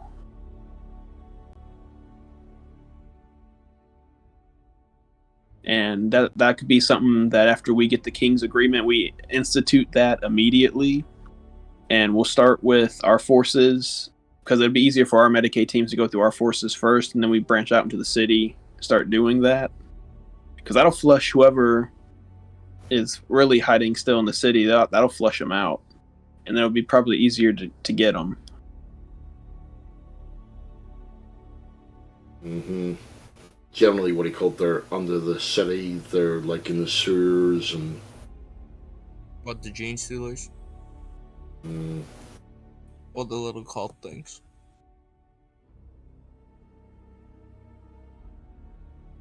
Anyway, Well, the cool thing is Aquilian's dead now, so my character isn't under the full assumption that there's Tyranids on the planet anymore, so I don't have to work under that illusion.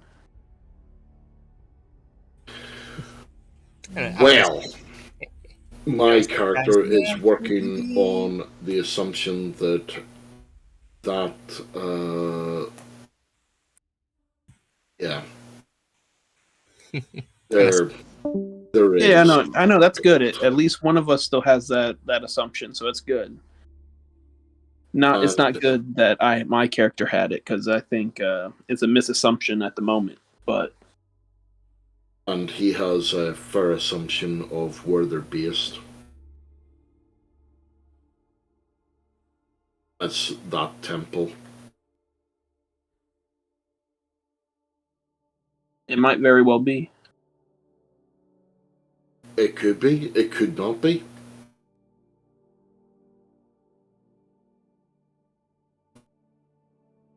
Well, it could be full of shit, but you know.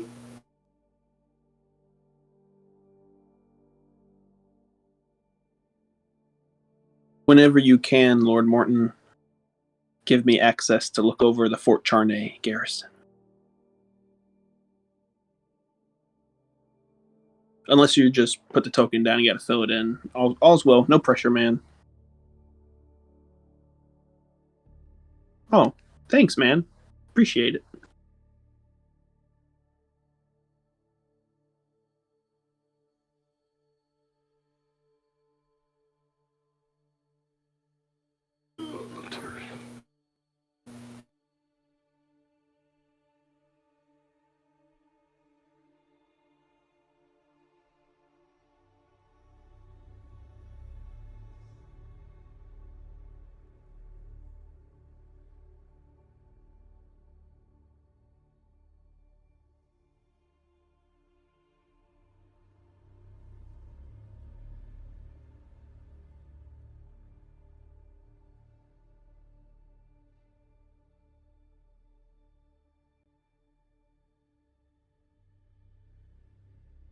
Yeah, I like how you said equipped with last gun stubbers with minimal training. You motherfucker, like we don't have a whole bunch of Eldari weapons, but I mean, it wouldn't be the Imperial Guard that could train them on that, and I don't think we have enough Alkalites to really do that, you know what I mean? To really fucking train a fucking small fucking war host.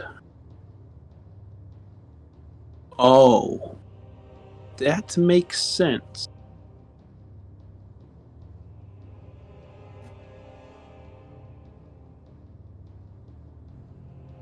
Oh, nice. Okay.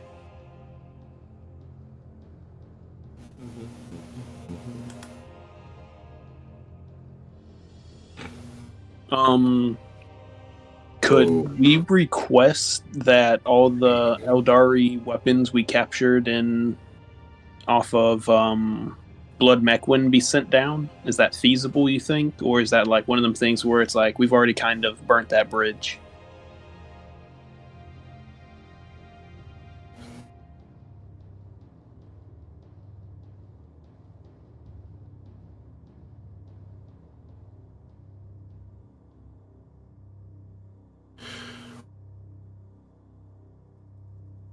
Fort Journey Garrison.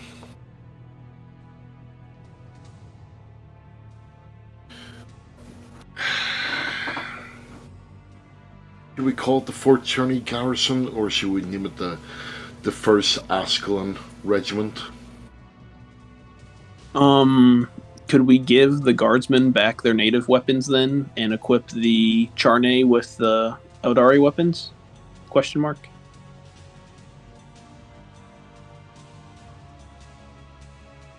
Oh.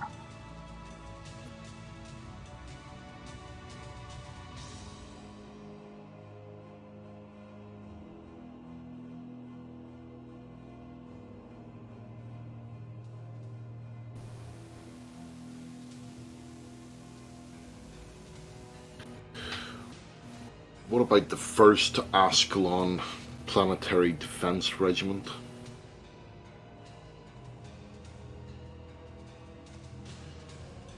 Yeah, it needs to be short. Okay, so it wouldn't matter how we really did it. Like, so what's the point of saying that the guardsmen would do better with their native weapons if it doesn't really change the dynamic? Is it like when it comes down to them fighting, like individually instead of like the group combat?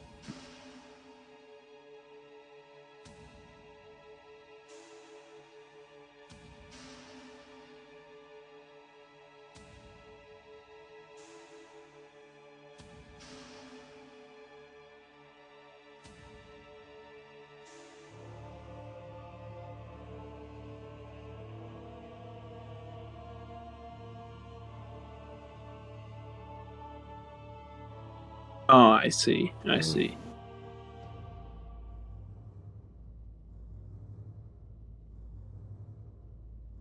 So it's like, yeah, we got more powerful weapons, but it's like, but you're amateurs.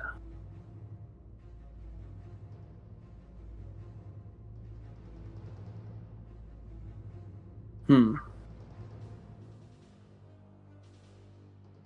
So do you think it's better that we equip the guardsmen with the alien weapons and then leave Charney with the the minimal training? I mean, you said it would be the same effect regardless.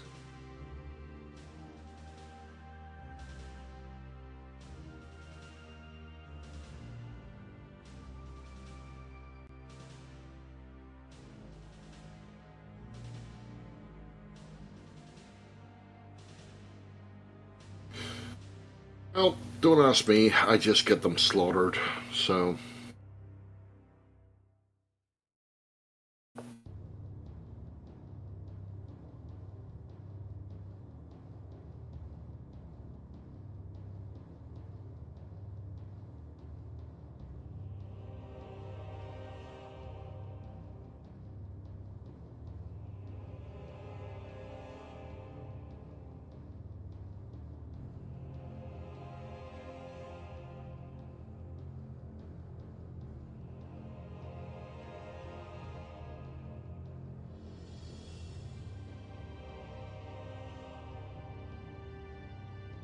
Okay, so fuck.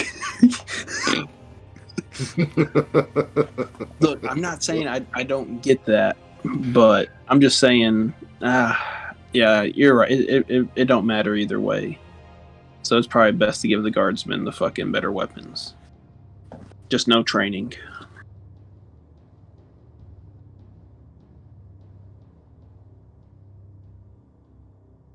Are you gonna like fucking troll us whenever we go into fights, and you're gonna be like, yeah, you see the Imperial Guardsmen running up, shuriken pistols firing, just everywhere, just fucking like a fucking 4-year-old playing Call of Duty for the first time, not knowing how to turn left or right. Is that how you're gonna troll us, Morton?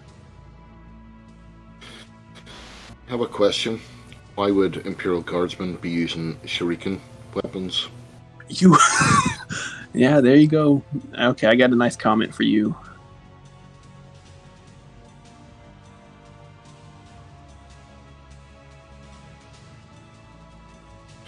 You know, I mean, they have the las gun, so...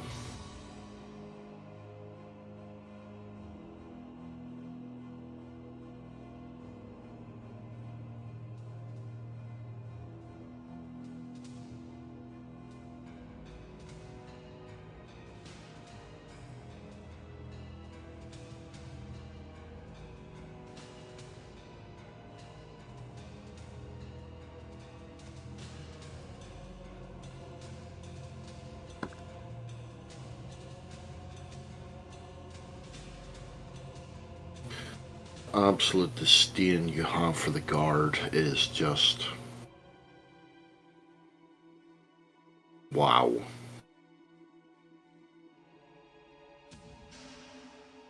Look, dude, I don't make the rules for how you interpret things. Come on now. That's very unfair to say use your brain when it's like, well, you know, I think they got more powerful weapons, but yeah, they lack the training. But I use your brain, motherfucker. Good session, guys. GG. Was fun. I'm happy that you're so engaged, Brad. That's good. I like that. You're engaged in my game. In our game. I love it. Oh yeah, I know. Oh, okay.